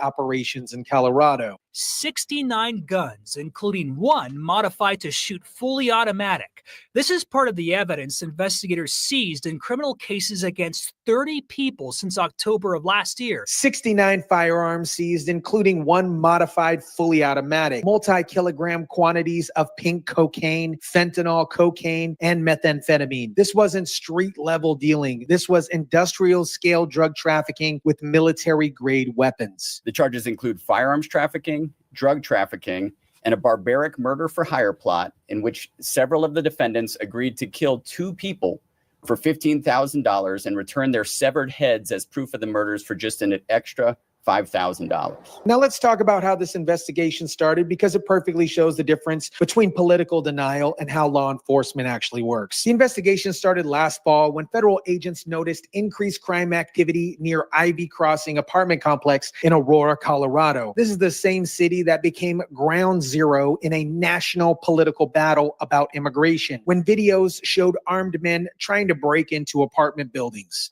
Investigators say much of the crime originated from the Ivy Crossing apartment complex in Aurora that became another haven for Venezuelan gang members last year. But remember, we were told by Democrats and the media that the concerns about TDA taking over apartment complexes were just political fear-mongering and anti-immigration rhetoric. Remember that? Is that people are terrified by what has happened with some of these Venezuelan gangs. Senator Vance, I'm going to stop you because I know exactly what happened. I'm going to stp you. The incidents were limited to a handful of apartment complexes. Only, Martha, do you hear yourself? Only a handful of apartment complexes in America were taken over by Venezuelan gangs, and Donald Trump is the problem and not Kamala Harris's open border?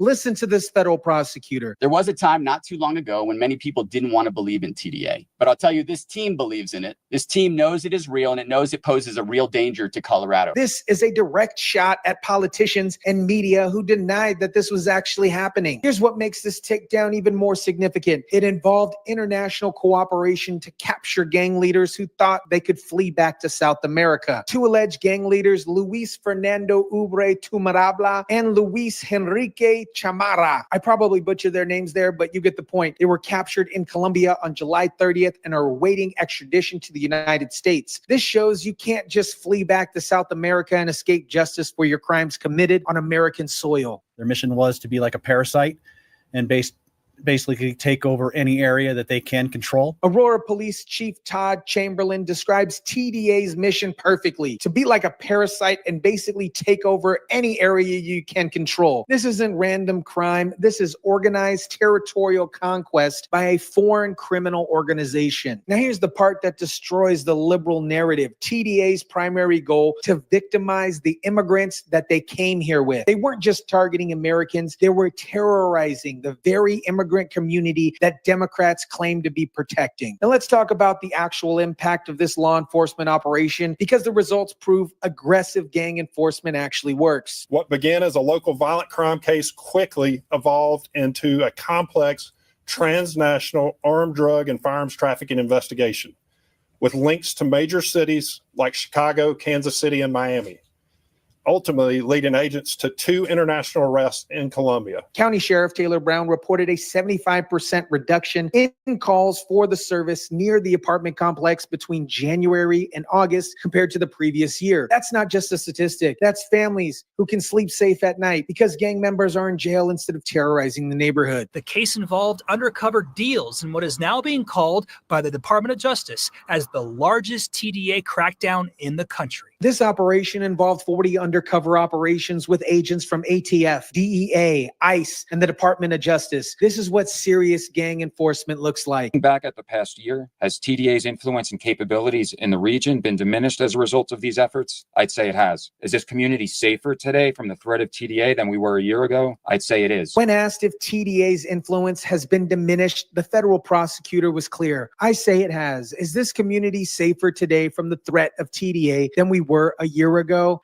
I'd say it is. This is what success looks like when you actually go after organized crime. This massive takedown completely vindicates everyone who was warning about TDA over apartment complexes while being attacked as fearmongers and racists. Aurora, Colorado became ground zero in a national political battle about immigration. When videos showed armed men trying to break into apartment buildings, Democrats and the media said that these concerns were overblown. But this investigation proves that the problem was even worse than people realized. TDA has brought its terrorism to the United States. TDA is real, it is dangerous, and we have made prosecuting TDA a priority in the District of Colorado. Federal prosecutors are now calling TDA's activities terrorism and making prosecution a priority. This is exactly what Trump supporters were saying when we were being called anti-immigrant for wanting gang members arrested and deported. This TDA takedown is part of a broader crackdown on international criminal organizations, including charging cartel operatives with narco-terrorism under Trump's executive order. Finally, we're treating these foreign criminal enterprises as the terrorist organizations they actually are. America, this story is a complete vindication of everyone who warned that Venezuelan gangs were taking over American communities while being attacked by Democrats and the media as fearmongers. 28 arrests, 69 firearms seized, murder for hire plots exposed, and a